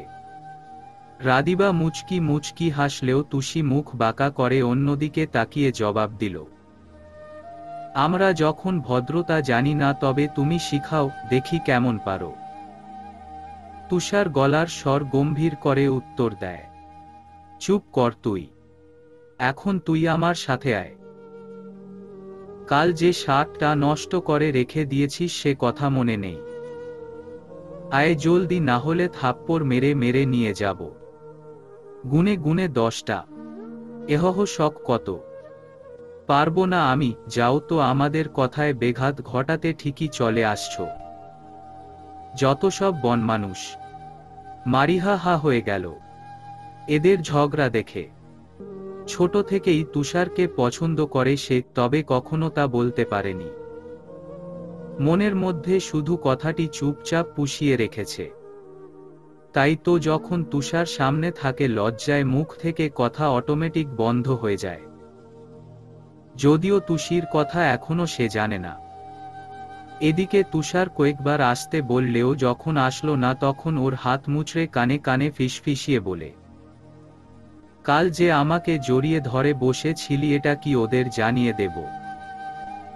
কথাটি শেষ হতেই তুষি চকিত দৃষ্টিতে তুষারের দিকে তাকালো। এরপর বলল, না, কখনো বলবে না। যাচ্ছি আমি, যাচ্ছি। চল আস্ত শয়তান। এরপর রাদিবা আর মারিহাকে বলে তুষারের পিছু পিছু আসলো। দরজা হালকা চাপে তুষার বলল, নে এবার আমার 10টা টি-শার্ট আয়রন করে দে। খবরদার কাজ শেষ না হওয়া পর্যন্ত কোনো যাওয়া যাওয়ি নেই, গেলেই গোপন তথ্য ফাঁস। তুষি দাঁতে দাঁত চেপে বলল, এতগুলা আয়রন আমি একা করব? কাজের বুয়া পেয়েছ? একটা বিয়ে করে নিলেই তো পারো। জড়িয়ে ধরার জন্য এখন ভয় দেখিয়ে সব কাজ করিয়ে নিচ্ছ। তবে মনে রেখো, এই দিন দিন নয়, আরও দিন আছে। সেই দিন নিয়ে যাবে এই দিনের কাছে। আরে চুন্নি, বিয়ে করব তো বাপ। রাজাকার শ্বশুর তো তার কন্যাকে দিচ্ছে না ভাই। তবে সময় আসুক, এরপর দেখবি কোন দিন আসে। এখন আপাতত ভদ্র মেয়ের মতো কাজ কর দেখি। তবেই না বুঝবো বিয়ে করা যাবে নাকি বাদ হবে। এক চোখ টিপ মেরাই কথাটি বলল তুষার। তুষি ফুসফুস করতে করতে সব কাপড় আয়রন করতে নিল। যে নাকি নিজের কাপড়ও মাকে দিয়ে আয়রন করাই, তার আজ এসব করতে হচ্ছে। ইচ্ছে করল সব পুড়িয়ে দিতে। সবগুলো কাপড় আয়রন শেষ হয়ে বড় করে দম নিল তুষি। বলল, হয়েছে, গেলাম। আমি কালই বাসায় চলে যাব। জংলি ভূত। চলে যেতে নিলেই খপ করে হাত ধরে ফেলে তুষার। এরপর কণ্ঠ অল্প খাদে এনে বলে, আরে আরে দাঁড়া, কাজ এখনো বাকি, তারপর যাবি। কাপড়গুলো এখন সুন্দর করে ব্যাগে রেখে আয় তো দেখি। তুষারের একের পর এক অত্যাচারে তুষি কান্না করে দিল। নাক টেনে টেনে বলল, আর জীবনেও আসবো এই বাসায়। যে আসতে বলবে তার মাথা ফাটিয়ে দিব। এই বলে দিলাম। না বাবা, আমার এত ঠেকা পড়েনি বউয়ের বাসায় ঘর জামাই থাকার। তুই এ বাসায় না আসলে একটা হাড্ডিও তোর সাথে থাকবে না, মাথায় রাখিস। কথাটি বলেই তুষার একটু বাইরে বেরিয়ে কফি আনতে গেল। তুষির এই মুহূর্তে আর কোনো কথাই শুনতে ইচ্ছে করল না। এখান থেকে যেতে পারলে তবেই শান্তি পায় সে। তাই তুষি হনহন করে কাপড়গুলো জলদি ব্যাগে গোছাতে থাকলো। এরপর হুট করেই উপরের চেইন লাগানোর সময় ঝুনঝুন শব্দে তৎক্ষণাৎ হুড়মুড় করে ব্যাগ খুলে দেখতে পেল প্রায় 6 জোড়া রেশমি চুড়ি, 2 পাতা নানান কালারের টিপ আর একটি গাজরা। সবগুলো বের করে ভালোভাবে দেখার পর এক এক করে 2 হাতে চুড়ি পরার সময় তার মধ্যে একটা চিরকুটও দেখতে পেল। কৌতূহলে ভাঁজ খুলেই দেখতে পেল চিরচেনা সেই হাতের লেখা, মির্জাফরের মেয়ে। কখনো কারো জন্য চুড়ি কিনা হয়নি। প্রথম মেলায় সেই দিনই চুড়ি কিনেছিলাম, তাও আবার তোর জন্য। তোর খুশিতে চোখ দুটো যখন চিকচিক করছিল তখন আমারও ইচ্ছে হলো সেই খুশিকে আরও কয়েক গুণ বাড়িয়ে দিতে। আজ আবার মার্কেটে গিয়ে কোনো কিছু না ভেবেই টুপ করে চুপি চুপি চুড়ি কিনে নিলাম। জানি না তোর কেমন লাগবে, তবুও আমাকে খুশি করার জন্য হলেও একটু পরে নিস এই হতচ্ছাড়ার বাজে চয়েস করা চুড়িগুলো। তোর বনমানুষ। চিরকুট পেয়েই খুশিতে চোখগুলো চিকচিক করে উঠল তুষির। কিছুক্ষণ আগের সব কষ্ট, অভিমান নিমেষেই পানির মতো উধাও হয়ে গেল। তখনই তুষারের রুমে ঢুকে উচ্চস্বরে রাদিবা তুষি ডেকে উঠে, তুষি এখনো আসছো না কেন? আসো, আমরা চোর পুলিশ খেলব। এখনো তোমার কাজ শেষ হয়নি। হঠাৎ কারো কথার শব্দে ভীষণ ভয় পেয়ে যায় তুষি। হাতে যতগুলো চুড়ি ছিল সব ঝনঝন করে ফ্লোরে পড়ে ভেঙে যায়।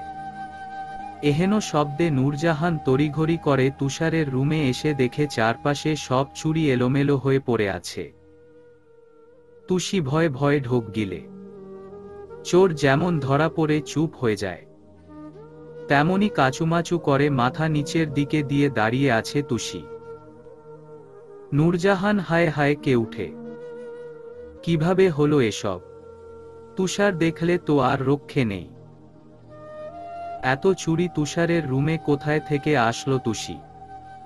রাদিবাও তখন তুষির পানে সন্দিহীন চোখ নিক্ষেপ করে নূরজাহানের সাথে তাল মিলিয়ে বলে, তুষি, এতগুলো চুড়ি তোমাকে কে দিল? আসার সময় তো খালি হাতেই এসেছিলে। তুষি আমতা আমতা করতে করতে যখনই কিছু বলবে পিছন থেকে তুষার তড়িৎ গতিতে রুমে প্রবেশ করে বলে, মা তোমার এই আদরের ভাগ্নি দিল তো সব শেষ করে। এটা কি করলি তুষি? সব চুড়ি ভেঙে দিলি। কত কষ্ট করে টিউশনের টাকা জমিয়ে আমার ভবিষ্যৎ বউয়ের জন্য ভালোবাসা মিশিয়ে কিনে রেখেছিলাম, তাও তোর নজরে ঠিকই চলে গেল। আগে আমার জিনিসে নজর দিতি, এখন তো দেখছি আমার একমাত্র বউয়ের জিনিসেও তোর ভয়াবহ রকমের নজর পড়েছে। তোর কোন কালের বউয়ের জন্য এসব এনেছিস শুনি? তুই যদি আর একবার তুষিকে কিছু বলিস বাসা থেকে বেরিয়ে যাবি তুই। ও ভেঙেছে, বেশ করেছে, আরও ভাঙবে, তাতে তোর কি সমস্যা? নূরজাহান রেগে তুষারের মাথায় চাপ্পড় মারল। কান মোলা দিয়ে তুষির কাছে গিয়ে আদর করল। এদিকে তুষির পায়ে যতটুকু চুড়ির কাঁচ ঢুকে কষ্ট পেয়েছে, এখন তুষারের কথাগুলোতে মনে হচ্ছে তার দ্বিগুণ কষ্টে বুক ফেটে যাচ্ছে। আচমকাই কান্না করে দিল তুষি। এভাবে তুষিকে কান্না করতে দেখে রুম থেকে যাওয়ার আগে তুষার শান্ত গলায় বলল, কান্না করলেও তো আর চুড়িগুলো ফিরে আসবে না। কান্না থামাতে বলো আম্মু, এরপর দেখো পায়ে কতটুকু কেটেছে, পরিষ্কার করে ব্যান্ডেজ করে দাও। কান্না মিশ্রিত চোখেই তড়িৎ গতিতে তুষারের পানে দৃষ্টি দিল তুষি। এই একটু আগেই বকে, এখন আবার কেয়ার নিচ্ছে। আর কত রূপ দেখবে এই মানুষটার। নূরজাহানকে ধরে আগের তুলনায় আরও জোরে ডুকরে কেঁদে উঠল তুষি। নূরজাহান তুষারির কথায় মিটি মিটি হেসে মনে মনে বলে, যাতে মাতাল হলেও তালে ঠিক। পাগল ছেলে কোথাকার। পায়ে হালকা কেটে যাওয়ায় হাঁটতে অনেক বেগ পোহাতে হচ্ছে তুষিকে। নূরজাহান ধরে ধরে রুমে নিয়ে শুইয়ে দিল। বিকেল থেকে বিছানায় শুয়ে বসেই পার করেছে তুষি। রাতে খাওয়ার সময় তুষারের দিকে ভুলেও তাকায়নি। চুপচাপ খেয়ে রুমে চলে এসেছে। হামিদা বেগম ধীরে পায়ে তুষির কাছে আসলেন। তখন ওর পাশে রাদিবা, মারিহাও ছিল। পানের কৌটাটা কোলে নিয়ে হামিদা বেগম বলল, পায়ের ব্যথা এখন কেমন হয়েছে তুষি? মলিন মুখে নানুর দিকে দৃষ্টি নিক্ষেপ করে উত্তর দেয় তুষি, জি নানু, একটু ভালো। পরীক্ষা শুরু কবে থেকে? আমাদের বাড়ি থেকে ঘুরে আসতে পারতা। খুব খুশি হইতাম নানা ভাই। হালকা হেসে তুষি বলে, অবশ্যই যাব নানু। আমার তো নানু নেই, তুমি আমার নানু। পান বানিয়ে সবটুকু মুখে পুরে নিলেন হামিদা বেগম। এরপর তুষির মাথায় আদর করে বলে, আমি তো তোমার নানু, কেন তুমি কি আমারে নিজের নানু ভাবো না? রাদিবা এতক্ষণ ফোনের দিকে তাকিয়েছিল। এবার নানুর কথায় তুষির আগেই বলে, নানু বুড়ো বয়সে তুমি এমন সেন্টি খাচ্ছ কেন? সেন্টি ফ্যান্টি কি কষ কিছু বুঝি না। সবাই ফিক করে হেসে উঠে নানুর কথায়। এরপর রাদিবা নানুকে চেতানোর জন্য নানান কথায় মত্ত হয়ে যায়। মারিহা এক কোণায় চুপচাপ বসে তুষির সাথে কথার সুযোগ খুঁজছিল। ওই ঘটনার সময় তাকে রাদিবা তখনই হনহন করে রুমে এসে বলেছিল, আপু রে ওইদিকে তো অবস্থা করুন। তুষির পা কেটে গেল। জানিস কিভাবে? তাও আবার তুষার ভাইয়ার কিসের নাকি ভবিষ্যৎ বউয়ের জন্য কিনে রাখা সেই চুড়িতে। এবার বুঝছিস তুষার ভাইয়ার রিলেশন আছে। আমার তো মনে হচ্ছে ঢাকার স্মার্ট কারো সাথেই চুটিয়ে প্রেম চলছে। কথাটি শোনার পর থেকেই মারিহার বুকের ভিতরটা তোলপাড় শুরু করেছে। সত্যি যদি এমন কিছু হয় তবে তুষার তো অন্য কারোর হয়ে যাবে। না, এটা সে কোনো কালে সহ্য করতে পারবে না। তখন থেকেই উস্কুস্কো করছিল সত্যিটা জানার জন্য। তুষির সাথে বেশ ভালোই ভাব আছে তুষারের। যদি তুষি কিছু জানে থাকে ইনিয়ে বিনিয়ে জানা যাবে। তবে সারা বিকাল মুখে কুলু পেটে বসেছিল তুষি, তাই জিজ্ঞেস করার সেই সুযোগও হয়ে ওঠেনি। নানু ঘুমানোর জন্য চলে যাওয়ার পর গলা খাকরি দিয়ে বলে, তুষি তোমাকে একটা কথা বলবো। সত্যি সত্যি উত্তর দিবে? যদি সিউর বলতে পারো তবে তোমাকে আমি নিজে যত পারো তত ফুসকা খাওয়াবো। তুষি দুভ্রু কুচকে ভাবুক হয়ে বলে, জি আপু বলো। মারিহার কথায় রাদিবা হা হয়ে যায়। কিপ্টুস বোন তাকে তো কোনোদিন একটা চকলেটও খাওয়ায় না। তবে কি এমন কথা যে তুষিকে বস্তা বস্তা ফুসকা খাওয়াবে? ভাবার বিষয়। বোনের প্রশ্ন শোনার জন্য অধিক আগ্রহে বলে, তুই এমন কি জিজ্ঞেস করবি যার জন্য এত কিছু অফার করছিস? আমাকে বল, দেখবি কাটায় কাটায় সঠিক জবাব দিব। কথা শেষ হতেই মারিহা দিল এক ধমক, চুপ কর তুই। আমার কথার মাঝে একদম আসবি না বলে দিলাম। ওর ধমকে রাদিবা দমে গেল। তবে চোরা চোখে বোনের পানে তাকিয়ে থাকে। এবার তুষির দিকে প্রশ্ন ছুড়ে মারিহা, তুমি কি জানো তুষার ভাই কার সাথে প্রেম করে? দেখো ভাইয়ার মতিগতি ভালো লাগছে না, তাই জিজ্ঞেস করছি। আমরা ননদ হিসেবেও তো একটা পছন্দ অপছন্দ আছে, তাই না তুষি? তার সব বায়োডাটা আমাদের জানতে হবে। কোনো মেয়ে জাদু করলো নাকি কে জানে, নয়তো কি এখনই চুড়ি টিপ কিনে রেখে দেয়, তুমি বলো। কথাটি শুনেই তুষি বিষম খেল। কাশতে কাশতে চোখ লাল হয়ে যাওয়ার উপক্রম। হুড়মুড় করে রাদিবা গ্লাসে পানি এসে তুষিকে দেয়। তুষি এক নিমেষে ঢকঢক করে খেয়ে গ্লাসের সব পানি ফাঁকা করে ফেলে। এরপর মারিহার দিকে আরো চোখে তাকিয়ে দেখে সে অধীর আগ্রহে উত্তর জানার জন্য তার মুখ পানে দৃষ্টি রেখে দিয়েছে। তুষি ধরা গলায় বলে, আমিও এটা ভেবেছি আপু। তবে সত্য কোনো তথ্য এখনো পাইনি। হতে পারে ঢাবির কোনো স্টুডেন্ট। রহস্য যদি বের করতে পারি তবে সর্বপ্রথম আমি তোমাকেই জানাবো। মারিহার উদ্দেশ্যে রাদিবা মুখ ভেঙচি কেটে জবাব দেয়, আপু আমি বিকেলেই তোকে বলেনি? তবুও আমার কথায় এক বিন্দু বিশ্বাস নেই তোর? এই তুই আমার মায়ের পেটের আপন বোন তো? তুই আমার বোন না? ফুটপাতে বসে কাঁদছিলি তাই না পারতে বাবা বাসায় এনেছে তোকে? বড়দের মাঝে কথা বলবি না। রাদিবা বোনের কথায় রাগে গজগজ করতে করতে বেরিয়ে যায়। মায়ের কাছে গিয়ে সব বলে দিবে সে। আজ এর একটা বিহিত হতেই হবে। মারিহা আবার হাসি মুখে বলে, তাহলে তুষি এক কাজ করবে, তুমি তো তুষারের সাথে ভালোই কথা বলো, ভয় পাও না। আসলে ভাইয়ের রাগ আমি খুব ভয় পাই, তাই কাজটা তোমাকে দিচ্ছি। কালকে ফোন ঘাটাঘাটি করে দেখবে, যদি কিছু পাও অমনি আমাকে খবর দিবে, ঠিক আছে? তুষি শুধু উপর নিচ মাথা নোয়ালো। ওর মনে মনে ভীষণ হাসি পাচ্ছে। তবে মারিহার কথা শুনে মনে হচ্ছে তুষারের প্রেম করাতে তার অনেক কিছু আসে যায়। কোনো বর্ষর অন্যায় করে ফেলবে তুষার ভাই, যার শাস্তি হতে হবে জেল। তুষির অবস্থা মানকা চিপায় পড়ার মতো। এখন ওর কাছে মনে হচ্ছে চোরকেই বলছে, তুমি কি চুরি করেছ? যদি করো আমার সামনে হাজির করো। তিনজনে দুপুরের পর যত প্ল্যান করেছিল তেমনটার কিছুই হলো না।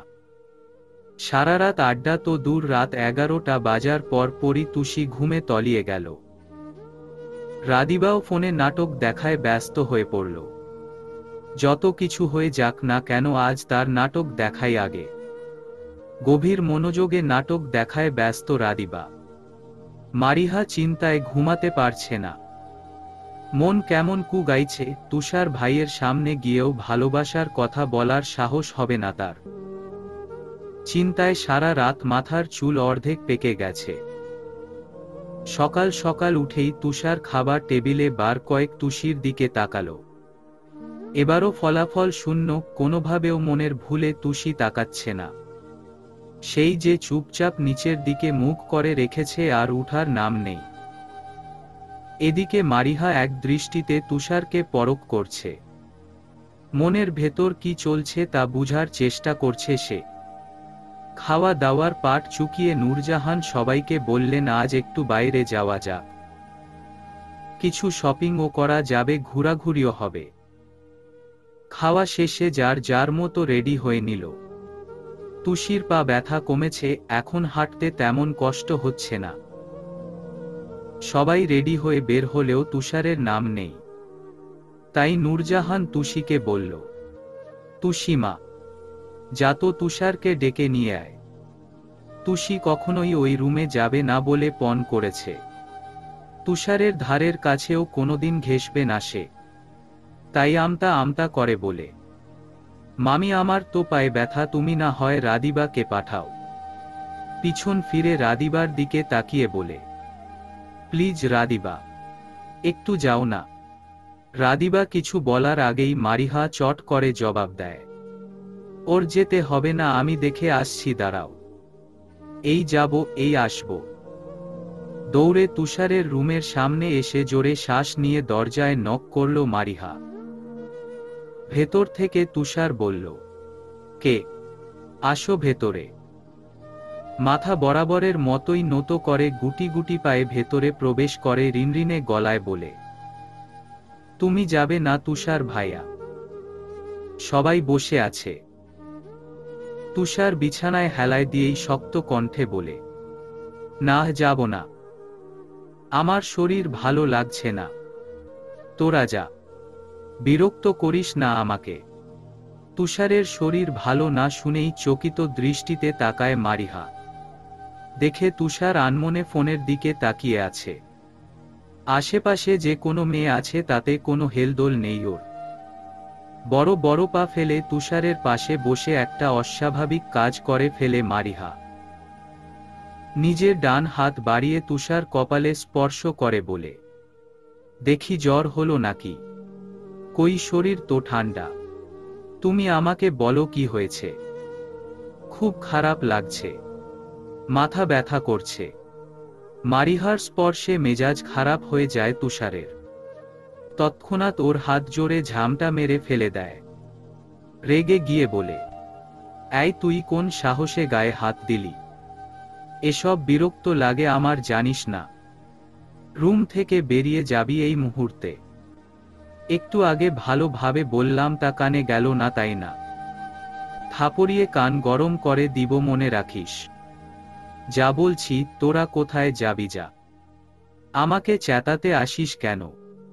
আমি না গেলে কি কেউ মন খারাপ করবে? কথাগুলো বলেই 1 সেকেন্ডও দেরি করল না, তুষার হনহন করে ছাদের উদ্দেশ্যে চলে গেল।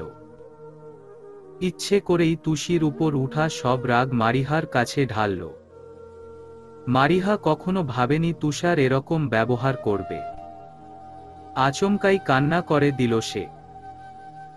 দৌড়ে গিয়ে মাকে জড়িয়ে ধরে হাউমাউ করে কেঁদে দিল।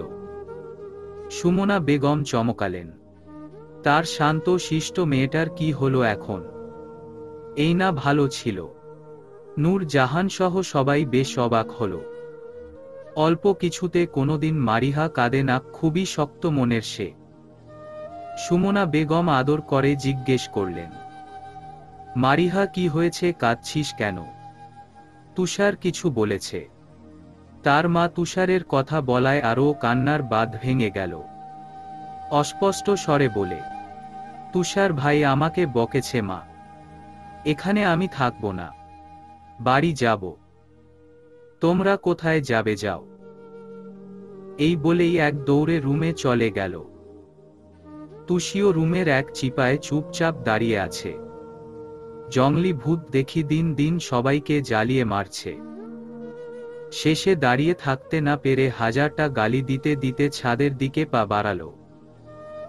ছাদে পৌঁছে দেখতে পেল কার সাথে ফোনে যেন খুব হেসে হেসে কথা বলছে। তুষি মুখ বাঁকা করে উচ্চস্বরে প্রশ্ন করে, তোমার বউয়ের জন্য কেনা চুড়িগুলো ভেঙেছি বলে আমার রাগ কেন মারিহা আপুর উপর ঝাড়লে?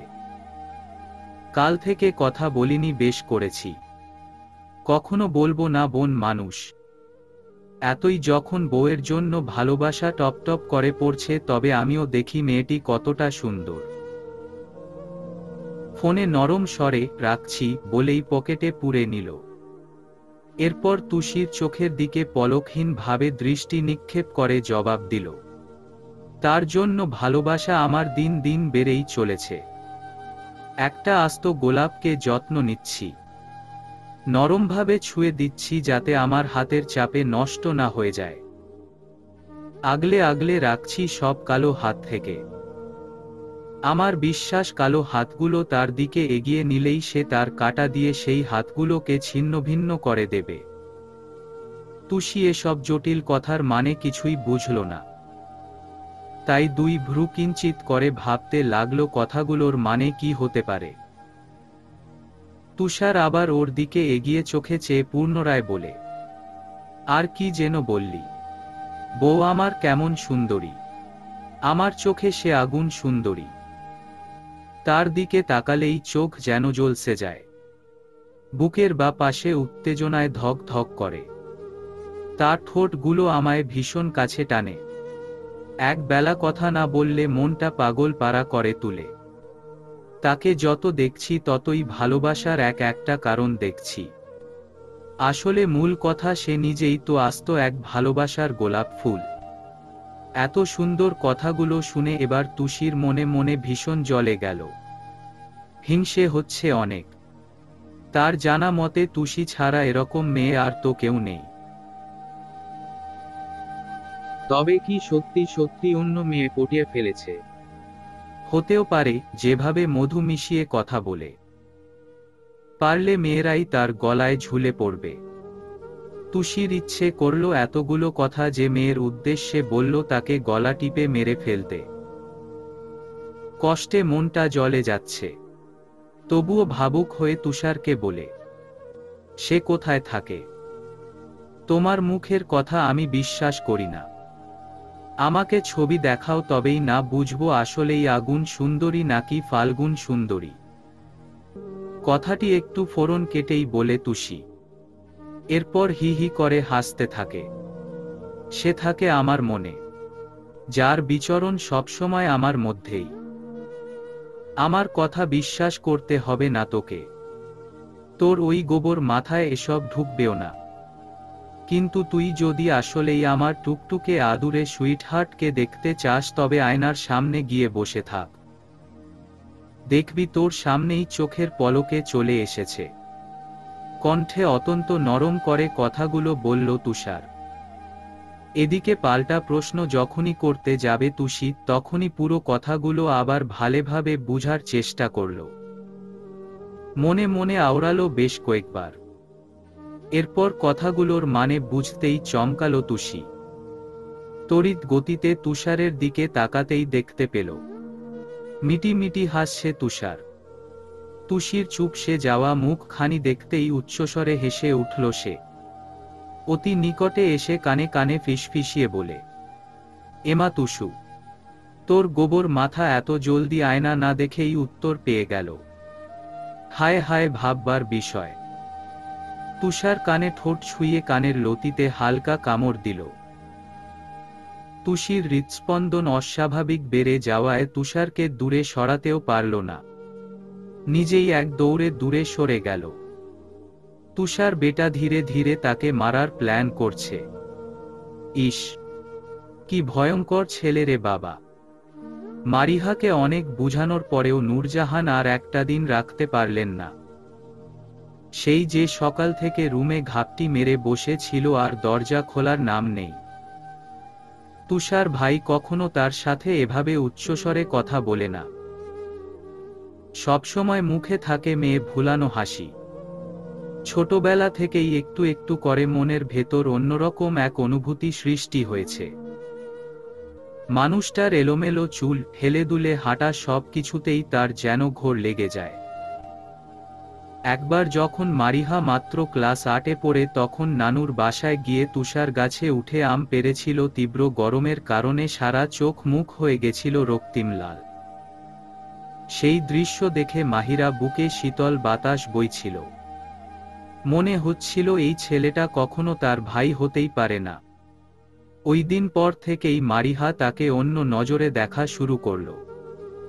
সারা দিন রাত নিজের কল্পনায় তুষারকে নিয়ে ভাবতে থাকে।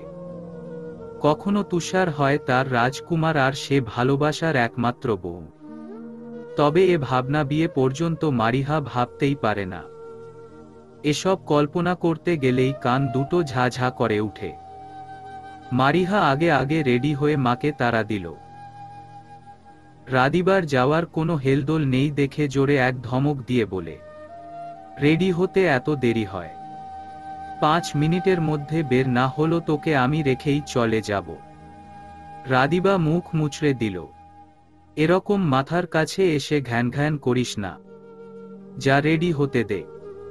তুষি একটু মন খারাপ করে নরম স্বরে বলে, আপু কালকে যেও, এভাবে রাগ করে থেকো না।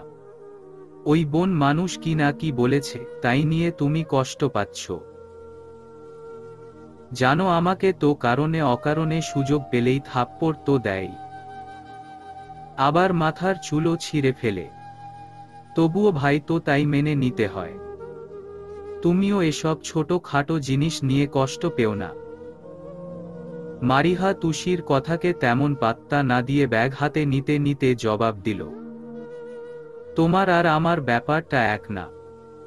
তুমি আমার থেকে 2 বছরের ছোট, এসব বুঝবে না।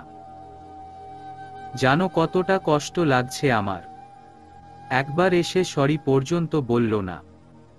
সেই যে বাসা থেকে বের হয়েছে আর আসার নাম নেই। তার মানে কি আমি বুঝি না? থাকবো না আমি এখানে।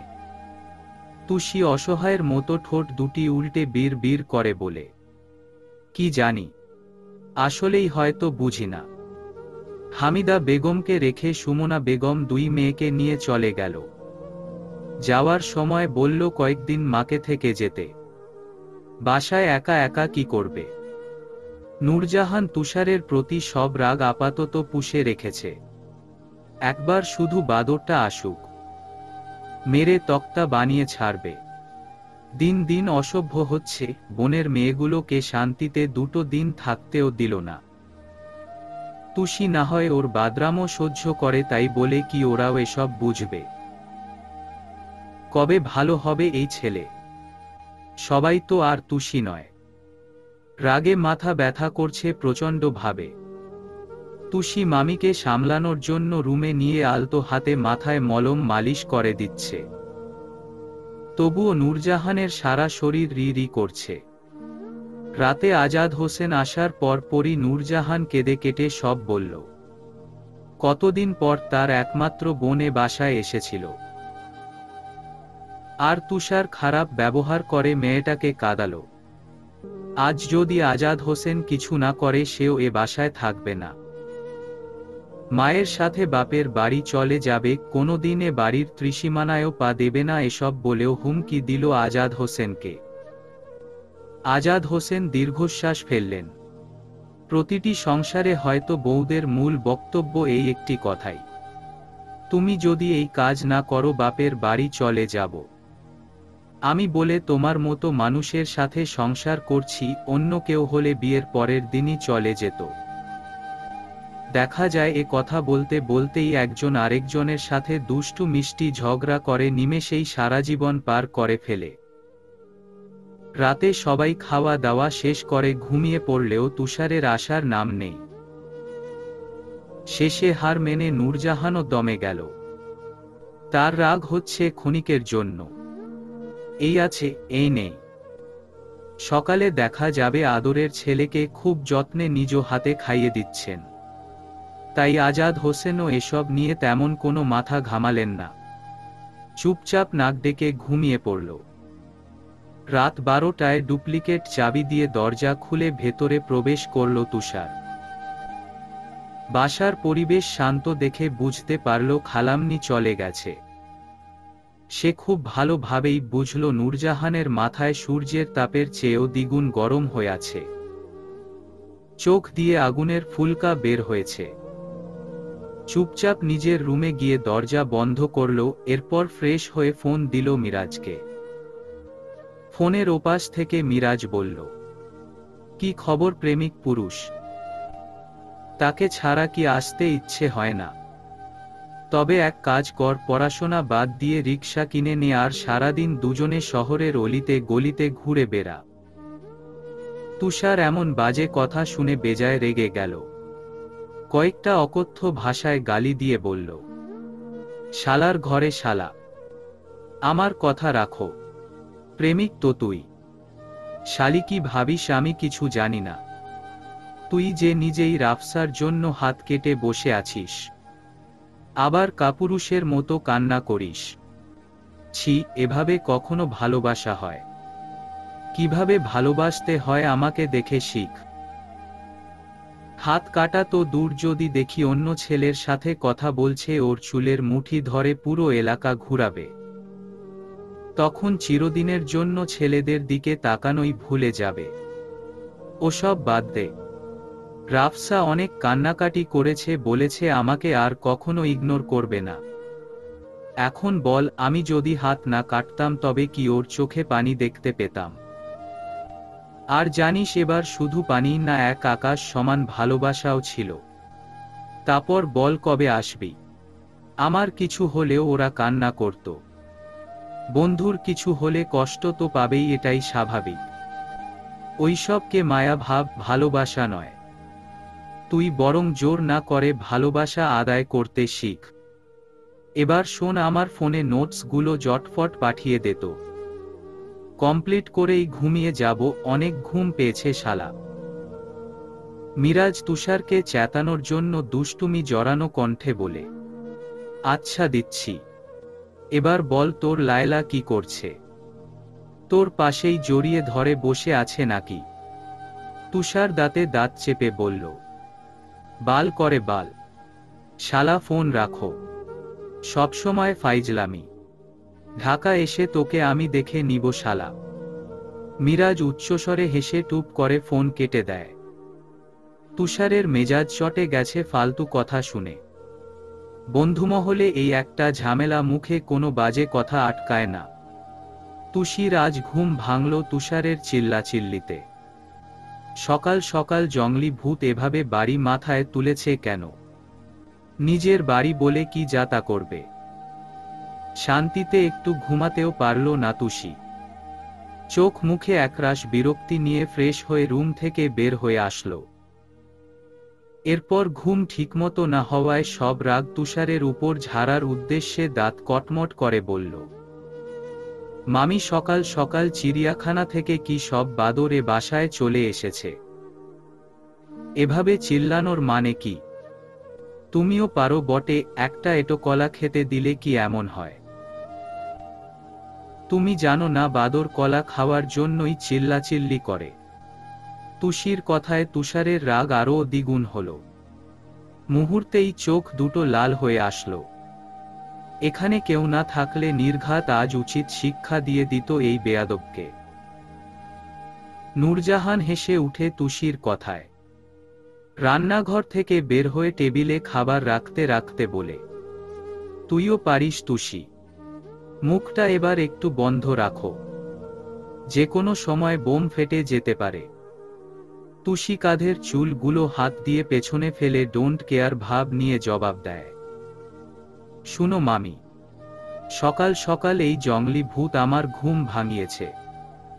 এর উপর নানুর মতো বুড়ো মানুষের সামনে উচ্চস্বরে কথা বলছে। কখনো না হোক, তবুও নানু যদি চিল্লানোর ফলে হার্ট অ্যাটাক করে তখন কি হবে? না বাবা, আমি এসব অন্যায় সহ্য করব না। তুষার রাগে গজগজ করতে করতে বলে, মুখ থেকে আর একটা কথা বের হলে মেরে গুম করে দিব। বেয়াদব। তুষি মুখ মুচড়ে নাস্তা খাওয়ায় মন দিল। তুষার নূরজাহানের উদ্দেশ্য আবার বলে, আম্মা তুমি কি আমাকে নাস্তা দিবে? না দিলে বলো, সবাই মাঠে আমার জন্য অপেক্ষা করছে। আমি গেলেই খেলা শুরু হবে। তুষি বিরক্ত হল, এসব আজাইরা ক্রিকেট খেলে কি হয় কে জানে। অসহ্যকর। তাই একটু ব্যঙ্গ করে বলল, আমার জন্য অপেক্ষা করছে তাপ্পর সবাই খেলবে। ইহো কি আমার প্রেসিডেন্ট আসছো গো আমার? তার জন্য নাকি সবাই খেলা বাদ রেখেছে? হুম, হাস্যকর। হামিদা বেগম ফোকলা দাঁতে খিলখিলিয়ে হেসে দিলেন। নূরজাহান চোখ রাঙিয়ে সতর্ক করল, বুঝাই গেল আর একটি কথা বললেই তুষি আজ শেষ। তুষার যথাসম্ভব নিজের রাগ কন্ট্রোল করছে। আজ এই বেয়াদবের সাথে কোনো রকম ঝামেলা করতে ইচ্ছে নেই তার। বিয়ের পর সব শোধে আসলে ফিরত নেওয়া যাবে। চুপচাপ একটা পরোটা খেয়েই ব্যাট হাতে নিয়ে রুম থেকে বের হলো। তুষি আর হামিদা বেগম তখন টিভিতে সিরিয়াল দেখছে খুব মনোযোগ দিয়ে। পেছনে থেকে তুষার ধপাস করে ব্যাট দিয়ে পিঠে দিলে একবারই। তুষি পেছনে ফিরতেই ততক্ষণে সে উচ্চাস্বরে হাসতে হাসতে বাড়ির বাইরে চলে গেছে। মনে হচ্ছে আজ একটা বিশাল রকমের কাণ্ড করতে পেরে সে খুব খুশি। তুষি পিঠের ব্যথায় কান্না করে দিল। মনে মনে তুষারকে গালি দিয়ে তবেই সে ক্ষান্ত হল। বিকেলের দিকে নিচ তলার এক আন্টি নূরজাহানের সাথে বেশ জমজমাট ভাবে আড্ডা দিচ্ছে। নূরজাহান হালকা নাস্তা বানিয়ে সেই যে গল্প নিয়ে বসেছে তার হিসেব নেই। আন্টির সাথে ছোট্ট একটা পুচকে মেয়েও আছে, তার নাম হচ্ছে রাহা। সে আপাতত এদিক ওদিক ঘুরে সব জিনিস হাত নেড়ে নেড়ে দেখছে। গোল গোল চোখজোড়া দিয়ে তুষিকে বেশ কয়েকবার পরখ করে এক সমুদ্র বিস্ময় নিয়ে আধো আধো গলায় বলল, তুমি কোথায় তাকো? এ বাঁচায় তোমাকে তো আগে দেখিনি। আমাল সাথে খেলবে? অনেক বলো বলো বোন আছে আমাল। আছো আছো বল খেনি। তুষি ছোট্ট বাবুটাকে কোলে নিয়ে দু গাল চেপে টপাস টপাস কয়েকটা চুমু খেয়ে বলল, আমরা পরে বল খেলব। আগে বলো তুমি এত কিউট কিভাবে হলে? আমার অনেক মেকআপ আছে, তুমি কি সাজবে? ছোট্ট ছোট্ট হাত দুটো দিয়ে সে তুষির চুল টেনে মাথা নিচে নিয়ে আনল। এরপর তুষির মতোই দুগালে মুখের লালা লাগিয়ে চুমুতে চুমুতে ভরিয়ে দিয়ে বলল, আম্মম আম্মম, আদল আদল, তুমি এত কিউট কিনো? আমাল মেকআপ দিয়ে ছাঁচবে, অনেক সুন্দর করে সাজাবো, মুজা হবে। তুষি তার কথায় হেসে রাহাকে বুকে চেপে ধরল। এরপর ব্যাগ থেকে সব লিপস্টিক বের করে লাল টকটকে করে ঠোঁটে পরিয়ে দিল। আয়নার সামনে ধার করিয়ে বলল, দেখো তো কিউটি, কেমন লাগছে?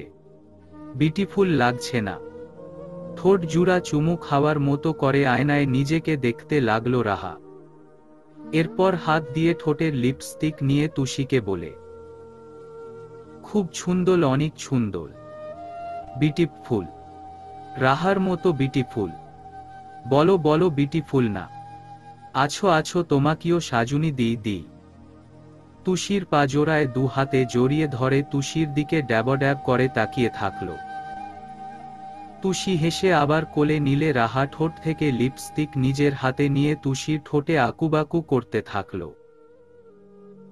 এরপর গালে, কপালে, ঠোঁটে সব জায়গায় ঠোঁট ঘষে গাঢ় করে পাপ্পি খেল। তুষিও আদর করে বাবুর গালে ঠোঁট ছুয়ালো। এসব পেয়ে পিচ্চি খিলখিল করে হেসে উঠে। আদুরে বিড়াল ছানার মতো সারা মেকআপ বক্স নিয়ে বিছানায় বসে সাজুগুজুতে ব্যস্ত হয়ে পড়ল। মাঝে মাঝে তুষিকে ভয় দেখানোর জন্য বলে, ভাউ দিকো দিকো তুমাল পিছে রাক্ষুসী, সাজুনি নিয়ে নিলে রাক্ষুসী তোমাকে কামড় দিবে, আমি তোমাকে মাপব, ভাউ। আবার নিজের কাজে ব্যস্ত হয়ে একা একা বলে, রাহা সাজে, সাজতেন অনেক বালু লাগে। রাহার সাজতেন এতু বালু লাগে কেন? অনেক বিউটিফুল লাগে, ও অনেক বিউটিফুল লাগে। আর তুষি ওর এমন কাণ্ড দেখে হেসে কুটি কুটি হল। এমন সময় হনহন করে তুষার ওর রুমে প্রবেশ করে। তুষির দিকে এক নজর তাকিয়েই দেখতে পায় সারা মুখে লিপস্টিকের ছড়াছড়ি। ভ্রু কিঞ্চিত করে রাহার উদ্দেশ্যে বলে, রাহা বুড়ি কি করে? সাজুগুজু করছো? বেশি বেশি সাজুনি করো, এই বেয়াদবের সব জিনিস নষ্ট করে দাও। এসব কিছু আমাল। বায়া আসো, তোমাকে ঠুটু দিয়ে দেই। রাহার কথায় তুষার হেসে তুষির মুখের খুব নিকটে এসে বলে, এভাবে সারা মুখে লিপস্টিক দিয়ে বসে আছিস কেন? কি দিন আসলো ছেলেদের অ্যাটেনশন পাওয়ার জন্য, এখন তুই মুখে লিপস্টিক মেখে বসে আছিস? ছি, কি বিশ্রী লাগছে। তুষি একটু অপমানিত বোধ করল। ধীর হয়ে জবাব দেয়, দেখো তুষার ভাই, রাহা এসব করেছে। একটু পরেই মুখ ধুতে যেতাম। একদম বাজে কথা বলবে না বলে দিলাম। এক দৃষ্টিতে নেশাতুর ভাবে তুষার ওর মুখের দিকে তাকিয়ে আছে। সারা মুখে ছোট ছোট ঠোঁটের চুমু আকুবাকু। দেখে মনে হচ্ছে কেউ সারা মুখে পরম যত্নে শিল্পকর্ম এঁকে দিয়েছে। তুষার হুট করেই ঘোর লাগা গলায় তুষির দিকে তাকিয়ে রাহাকে উদ্দেশ্য করে বলে, রাহা বাবু, এভাবে চুমু না দিলেও পারতে। এখন তো আমি আর নিজেকে সামলে রাখতে পারছি না। রাহা সোনা, তুমি একটু দুহাত দিয়ে চোখ ঢেকে রাখো তো। বড় বড় মায়া জড়ানো গোল গোল চোখ দিয়ে একবার ওদের দুজনকে দেখে সত্যি সত্যি ছোট ছোট হাত দুটির সাহায্যে সুন্দর করে নিজের মুখ ডেকে জবাব দেয় রাহা, আমি মুখ ডাকবো কেন?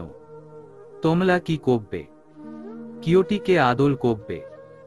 কথাটি বলেই টুপ করে হাত সরিয়ে এক দৃষ্টিতে ওদের দিকে তাকিয়ে থাকে রাহা। তুষার কোনো কথায় জবাব না দিয়ে সময় ব্যয় না করে টুপুস করে তুষুর গালে চুমু খেল।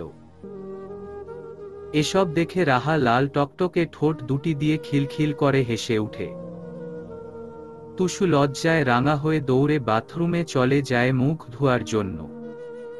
তুষার রাহাকে ধপ করে বিছানায় ফেলে পেটে মুখ ঘষে এলোপাতারি কাতুকুতু দেয় আর সে খিলখিলিয়ে হেসে কুটি কুটি হয়। তুষার রাহাকে সাবধানের স্বরে বলে, খবরদার রাহার বাচ্চি, একথা কেউ জানলে তোর খবর আছে। মনে রাখিস, বিয়ের পর তোর জামাইবাবু তোকে আদর করবে না, এই বদদোয়া দিয়ে দিলাম। সাবধান, কেউ যেন না জানে। জামাই আদর করবে না কেন? মুখ ফুলিয়ে কাদো কাদো হয়ে কথাটি বলে রাহা। তুষি ফ্রেশ হয়ে দেখল ওরা কেউ রুমে নেই। লজ্জায় বাইরেও যেতে ইচ্ছে করছে না। তবুও রাহার উপর মায়া পড়ে যাওয়ায় চারপাশে চকিত দৃষ্টি রেখে ধীর পায়ে ড্রয়িং রুমে আসলো।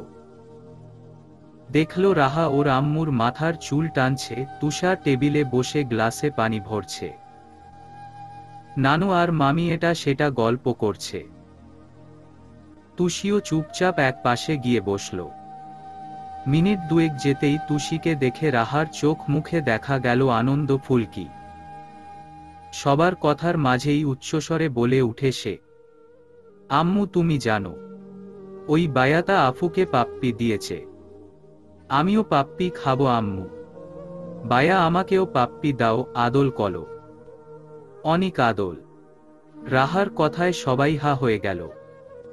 তুষার পানি খেতে গিয়ে বিষম খেয়ে কাশতে লাগল। তুষি লজ্জায় মুখ তুলে আর তাকাতে পারল না, চোখ খিচে বন্ধ করে রাখল। তার ইচ্ছে করছে মাটি খুঁড়ে নিচে ঢুকে যেতে। কি লজ্জা, কি লজ্জা! নূরজাহান বড় বড় চোখ করে একবার তুষির দিকে আরেকবার তুষারের দিকে তাকালো। এখনো রাহা মুখ বন্ধ করেনি, এক সুরে বলেই যাচ্ছে, পাপ্পি কাবো, মুজা মোজা। বায়া আফুকে আদল করেছে, আমালও অনেক আদল দাও। শেষে আন্টি পরিস্থিতি সামলাতে রাহাকে কোলে নিয়ে নূরজাহানকে বিদায় জানিয়ে চলে যাওয়ার উদ্দেশ্যে দাঁড়ালেই রাহা জোরে উচ্চস্বরে কেঁদে দেয়। একদম গলা ফাটিয়ে কেঁদে কেটে একাকার হয়ে বলে, বায়া আমি যাব না, পাপ্পি না দিলে যাব না। আফুকেই শুধু কেন আদল করবে? আমিও অনেক আদল চাই, না দিলে সবাইকে মাপব। বায়া আমাকেও পাপ্পা দাও। ভাবভা করে কেঁদে কেটে খুব কষ্টে আন্টি তাকে নিয়ে গেল। তুষার হুড়মুড় করে রুমে প্রবেশ করে 101 গালি দিল রাহিকে। বলল, শালির ঘরে শালি, এত করে রুমে বুঝিয়ে আসলাম বজ্জাতে তখন কি নিষ্পাপ সেজেছিল। ছোট মাথায় এত কুবুদ্ধি নিয়ে কিভাবে ঘুমায় বাপ। শালি সাধে কি আর বলি, নারী জাতি মানেই আতঙ্ক। সবার সামনে দিল তো সব মানসম্মান শেষ করে। তুষি সেই যে মাথা নিচু করে দাঁত দিয়ে নখ কাটছে তার হিসেব নেই। কান দিয়ে গরম ধোঁয়া বের হচ্ছে, মুখ তুলার আর জো নেই। অসভ্য বনমানুষ আজ মানসম্মান সব খুইয়ে দিল। কে বলেছিল রাহার সামনে চুমু দিতে? লুচু তুষার। সে আর মামির সামনে বসে থাকতে পারল না। আস্তে ধীরে চোরের মতো উঠে দিল এক ভোদৌড়। তুষির অবস্থা দেখে নূরজাহান আর হামিদা উচ্চস্বরে হেসে দিলেন। ছেলে মেয়ে দুটোর মুখ একদম দেখার মতো হয়েছে। শেষে কিনা এই পুচকু রাহা সব ফাঁস করে দিয়ে দুজনকে নাস্তানাবুদ করে ছাড়ল। তুষার সন্ধ্যায় চায়ের দোকানে বন্ধুর সাথে আড্ডা দিচ্ছে। বিকেলের পরপরই সেই যে বাসা থেকে বের হয়েছে আর ফিরার নাম নেই। ইচ্ছে করেই সে আজ অনেক রাত করে বাড়ি ফিরবে। মা যত ফ্রি থাকুক ছেলে মেয়ের কাছে তবুও চুমুর ব্যাপারটা খুবই লজ্জার। তাই তুষারও ভেবেছে আজ আর মায়ের সামনে যাবে না। বন্ধু তৌফিকের সাথে আড্ডা দিতে দিতে বলল, সিয়াম নাকি বিয়ে করে নিয়েছে। ঘটনা কি সত্যি? তৌফিক বেশ আরাম করে চায়ের কাপে চুমুক দিল। এরপর হালকা ঢোক গিলে উত্তর দিল, ঘটনা সত্যি। মেয়েটার বিয়ে হয়ে যাচ্ছিল, তাই পালিয়ে গিয়ে বিয়ে করে নিয়েছে। প্রথম প্রথম কেউ রাজি ছিল না, এখন সবাই রাজি। জানিস, হুট করেই একদিন মাঝরাতে তামিম ফোন করে হাঁপাতে হাঁপাতে বলে, দোস্ত একটা বড় সর্বনাশ হয়ে গেছে। তখন আমি ঘুম থেকে ধরফর করে উঠে ঘুমের ঘোরেই ওর সাথে তাল মিলিয়ে উচ্চস্বরে বললাম, কি হয়েছে? কি হয়েছে? বিশ্বাস কর, আমার হলের রুমের সবাই জেগে উঠেছিল। কেউ কেউ জিজ্ঞেস করল, কে মারা গেছে? কি হয় তোমার? বল দেখি কি একটা অবস্থা।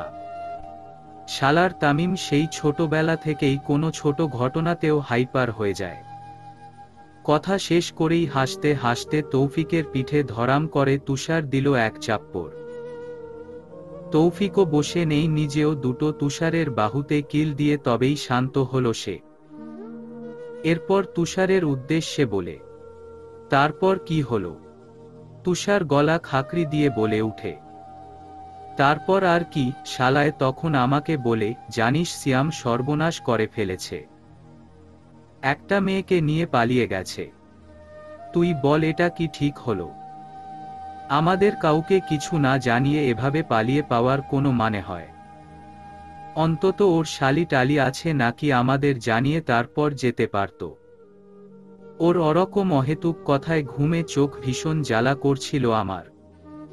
কয়েকটা ইচ্ছে মতো গালি দিয়ে তবেই আমি ফোন রাখে দিলাম। তৌফিক হাসতে হাসতে তুষারের গায়ে ঢলে পড়ল। তুষার বিরক্ত হয়ে জোরে সোরে মাথায় চাটি মেরে বলল, ওই বাল দূরে যা, এভাবে মেয়েদের মতো তুই গায়ে পড়ছিস কেন শালা? এরপর তুষার চায়ের কাপটা দোকানে রেখে উঠে দাঁড়িয়ে বলে, মামা বিলটা তৌফিক দিব, আমি এখন বাসায় যামু। ওই তৌফিক তুই বিল দিয়া দিস। গেলাম আমি শালা। তৌফিক অনেক ডাকলেও তুষার নাগাল পাওয়া যায়নি। রাতে হামিদা বেগমকে বিছানা করে দিয়ে নূরজাহান বলল, মা তুষারের বিয়েটা দিয়ে দিলে কেমন হয় বলো তো? ওষুধ খেয়ে পানির গ্লাসটা টেবিলে রাখতে রাখতে জবাব দিলেন হামিদা বেগম, ওরে এখন মেয়ে দিবকে। তাছাড়া তুষার এখন পড়াশোনা করছে, পড়তে থাকুক, চাকরি ছাড়া কেউ মেয়ে দিব না। মা তুমি জানো না, পোলা আমার তুষির জন্য পাগল। তোমার কি মনে হয় ওরে ছাড়া অন্য কোথাও বিয়ে করব? তাইলে আমি আর কি কমু? মেয়ে রাজি থাকলে আতিকুরের সাথে কথা বল, আজাদরে নিয়া বিয়ার কথা বলতে যা। তুষিরে নাতবউ করতে আমার কোনো অসুবিধা নাই। মেয়েটা ভীষণ লক্ষ্মী, শান্ত স্বভাবের। তবে দেখিস তোর বাদর ছেলে মেয়েটারে জানি কষ্ট না দেয়। হামিদা বেগম কথাটা বলেই শুয়ে পড়লেন। বয়স হওয়ার ফলে তেমন রাত জাগতে পারে না। নূরজাহান মশারি টানিয়ে মায়ের পাশে বসে বলল, আমিও ভাবছি আজ তোমার জামাইকে বলবো, বিয়ে না হোক অন্তত কাবিন করে রাখাই যায়, তাই না? তুষারের ব্যাপার তুমি ভেবো না মা, জানো আমি আমার ছেলেকে চিনি, খুব ভালোবাসে তুষিকে। হয়তো একটু ঘাটতারা, তবুও মনটা ভীষণ ভালো।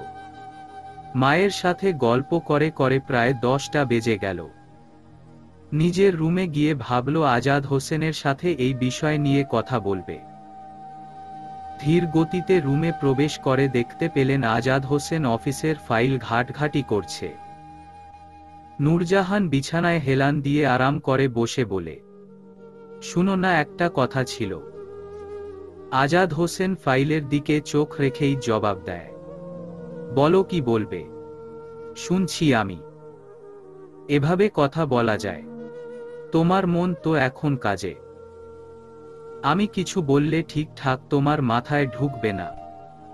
নূরজাহান একটু অভিমান মিশ্রিত গলায় কথাটি বলল। আজাদ হোসেন বুঝতে পেরে দীর্ঘশ্বাস ফেলে নিজেও বিছানায় বউয়ের সামনে এসে বসলেন। এরপর বলেন, নূর এবার বলো কি এত জরুরি কথা? স্বামীর মুখে নূর ডাক শুনেই মন শীতল হয়ে আসলো। অভিমান ভেঙে নরম গলায় উত্তর দিল, বলছিলাম যে তুষারের বিয়ের কথা। দুভ্রু কুচকে বিস্ময় হয়ে আজাদ হোসেন বলে, কি এখনই এসব কি ভাবো? আতিক ভাই কি বলেছে মনে নেই? আর মেয়েটারও বিয়ের বয়স হয়নি। আহা আগে শুনো না, আমি আর তুমি ভাইজানের সাথে আগে কথা বলেই দেখি।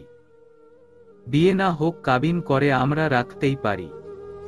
তাছাড়া ভালোভাবে বুঝিয়ে বললে রাজি হতেও তো পারে, তাই না? তুমি যা ভালো মনে করো তাই করো। হলে ভালোই হয়। মেয়েটা কয়েকদিন এখানে থেকে কি সুন্দর বাড়িটা মাথায় করে রেখেছে। সব সময় যদি আমার কাছে থাকে তবে আমি হব সবচেয়ে খুশি। মুখে মিষ্টি হাসি নিয়ে আজাদ হোসেন তৃপ্তি করে বললেন। নূর জাহান মুখ বাঁকিয়ে একটু ঢং করে বলে, হু, শুধু তুমি একাই বুঝি খুশি হবে? আর আমি অন্য মামির মতো অত্যাচার করব, মুখ বাঁকাবো? ওহ সরি সরি, শাশুড়ির মতো। হু হু করে আজাদ হোসেন হেসে উঠল। বউয়ের মাঝে মাঝে কি হয় সে নিজেও জানে না। মনে হয় এই বুঝি সেই মিষ্টি সময়ে ফিরে গেছে। হঠাৎ করেই নূর বিয়ের পর যেমন বাচ্চাদের মতো বায়না করত, অভিমান করত, ঠিক তেমন হয়ে যায়। এভাবে হাসতে দেখে দামরা ব্যাটা বলেই হনহন করে তুষির রুমে চলে গেল নূরজাহান। রুমে এসে তিনি দেখতে পেল তুষি টেবিলে বসে মনোযোগ দিয়ে পড়ছে। হালকা হেসে তুষির দিকে এগিয়ে গেল তিনি। এরপর মাথায় হাত বুলিয়ে আদর করে পাশের চেয়ার টেনে বসে বলল, কিরে এখনো ঘুমাসনি কেন? আমি আরও ভাবলাম হয়তো তুই ঘুমিয়ে কাদা। মামির সামনে তুষির বেশ লজ্জা করছিল, তবুও কাচুমাচু করে রিনরিনে কণ্ঠে উত্তর দেয়, কোচিংয়ের পড়াগুলো শেষ করছিলাম মামি, একটু পরেই ঘুমাবো মামি। মামি থেকে মা বলা শুরু করবি কবে? তুমি যখন বলতে বলবে। পড়ার তালেই মুখ ফসকে কথাটা বলে ফেলে তুষি। যখন মামির কথা বুঝতে পারল, চমকে নূরজাহানের মুখের দিক তাকালো। দেখল মিটি মিটি হাসছে তিনি। তুষির লজ্জায় সারা শরীর অসাড় হয়ে আসলো। মুখ দিয়ে কোনো কথা বেরোচ্ছে না। চোখ বন্ধ করে দাঁত দিয়ে কলম কামড়াতে লাগলো তুষি। নূরজাহান তুষির অবস্থা বুঝতে পেরে মুখে হাত বুলিয়ে বলল, হয়েছে অনেক পড়া, এবার চল তুই আর আমি মিলে আজ জমিয়ে সিনেমা দেখব। মাথা তুলে একবার তাকিয়ে আবার নিচু করে ফেলল তুষি। এরপর কণ্ঠ খাদে এনে বলে, টিভিতে তো ভালো সিনেমা হয় না মামি। আরে, কে বলেছে টিভিতে দেখব? চল, তুষারের পিসিতে ওয়াইফাই কানেক্ট করা আছে। ওই বোন মানুষের সামনে গেলেই এখন তুষির ভয় হয়, ভীষণ রকমের ভয়। তার উপর মামি অফার দিচ্ছে বাঘের গুহায় যেতে। শুকনো গলা ভিজিয়ে নূরজাহানের দিকে তাকিয়ে বলল, মামি আমি ঘুমাবো, ভীষণ ঘুম পেয়েছে, তুমি যাও প্লিজ মামি। নূরজাহান দিল এক ধমক, ঢং করিস আমার সাথে? তোদের ক্লাস আমি সেই 20 বছর আগেই পার করে এসেছি, চুপচাপ আমার সাথে আয়। কথাটি বলেই তুষির হাত ধরে টানতে টানতে নিয়ে গেল তুষারের ঘরে। এরপর পিসি চালিয়ে বিছানায় আরামে বসে দুজনে সিনেমা দেখায় ব্যস্ত হয়ে পড়ল। প্রথম প্রথম ঘুমের তালবাহানা দিলেও পরে তুষি নিজেই বেশি লাফালাফি করছে। ঘণ্টা খানিক পরেই তুষি সিনেমা শেষ হতে না হতেই ঘুমিয়ে পড়ল। নূরজাহান সিনেমা শেষে তুষিকে ডাকার জন্য ফিরে তাকালেই দেখতে পেল সে ঘুমিয়ে কাঁদো। অনেক ডাকাডাকির পরেও যখন তুষি উঠল না, শেষে ফুস করে নিঃশ্বাস ফেলে সব ঠিকঠাক করে রুমের বাতি নিভিয়ে নিজের রুমে চলে গেল। অনেক রাত করে বাসায় ফিরে চুপি চুপি তুষার নিজের রুমে প্রবেশ করল। রুম তখন আবছা অন্ধকার। বর্ষর দম নিয়ে ফোন ঘড়ি টেবিলের উপর রেখে সামনে তাকাতেই তুষারের নজর বিছানার কাছে যেতেই দুই ভ্রু আপনা আপনি ভীষণ রকম কুঁচকে গেল। জীবনেও তো ওর রুমে কোনো মেয়ের চুল পরিমাণও চিহ্ন পাওয়া যায় না, আর আজ আস্ত একটা মেয়ে মানুষ, তাও আবার বিছানায় বেঘরে ঘুমাচ্ছে। তুষারের মনে মনে একটা কথাই আসলো, বিয়ের আগেই আমার রুমে মেয়ে আসলো কোথায় থেকে? এটা কি স্বপ্ন না বাস্তব? বাস্তব হলেও নিশ্চিত কোনো ভয়ঙ্কর পরিটরি হতে পারে। শেষে কিনা আমার বউয়ের জিনিসে পরীর নজর পড়ল। এসব ভাবতে ভাবতে ধীর পায়ে এগিয়ে এলে বিছানার অতি নিকটে আসতেই দেখতে পেল অনাকাঙ্ক্ষিত এক সুন্দর দৃশ্য। তুষি ঘন ঘন শ্বাস নিয়ে ঠোঁট দুটি হালকা ফাঁকা করে আয়েশ করে ঘুমাচ্ছে। এই মুহূর্তে তুষারের মনে হচ্ছে আকাশের কোনো এক টুকরো মেঘ তুষির মুখের চারপাশে লেপ্টে আছে। ঘন নদীর তীব্র স্রোতের শা শা শব্দের মতো তুষির নিঃশ্বাসের আওয়াজ তুষারের কানে বাজছে। ভাবনার মাঝেই পা টিপে টিপে তুষির মাথার কাছে গিয়ে বসে এক ধানে মুখ পানে তাকিয়ে থাকল। নিজের জ্বলন্ত চোখ জোড়া দিয়ে তুষির সারা মুখে পরখ করতে লাগল। আলগা ঘন কালো চুল, ছোট্ট কপাল, ঘন পল্লবের দুটি চোখের পাপড়ি, চিকন নাক, কমলার কোয়ার ন্যায় ঠোঁট আর গলার মাঝ বরাবর কালো তিল। আস্তে করে আলতো হাতে তুষির গলার সেই কালো তিলটাকে স্পর্শ করল তুষার। ঠোঁট জোড়া আলগা করে ধীরে ধীরে নিঃশ্বাস নিচ্ছে তুষি। এরকম এলোমেলো হয়ে ঘুমানো দেখে তুষারের মনের ভিতর তোলপাড় শুরু হয়ে যায়। মাথায় ভিতর ভন ভন করে। নিজেকে অনেক সামলে তুষির মুখের কাছে ঝুঁকে রইল।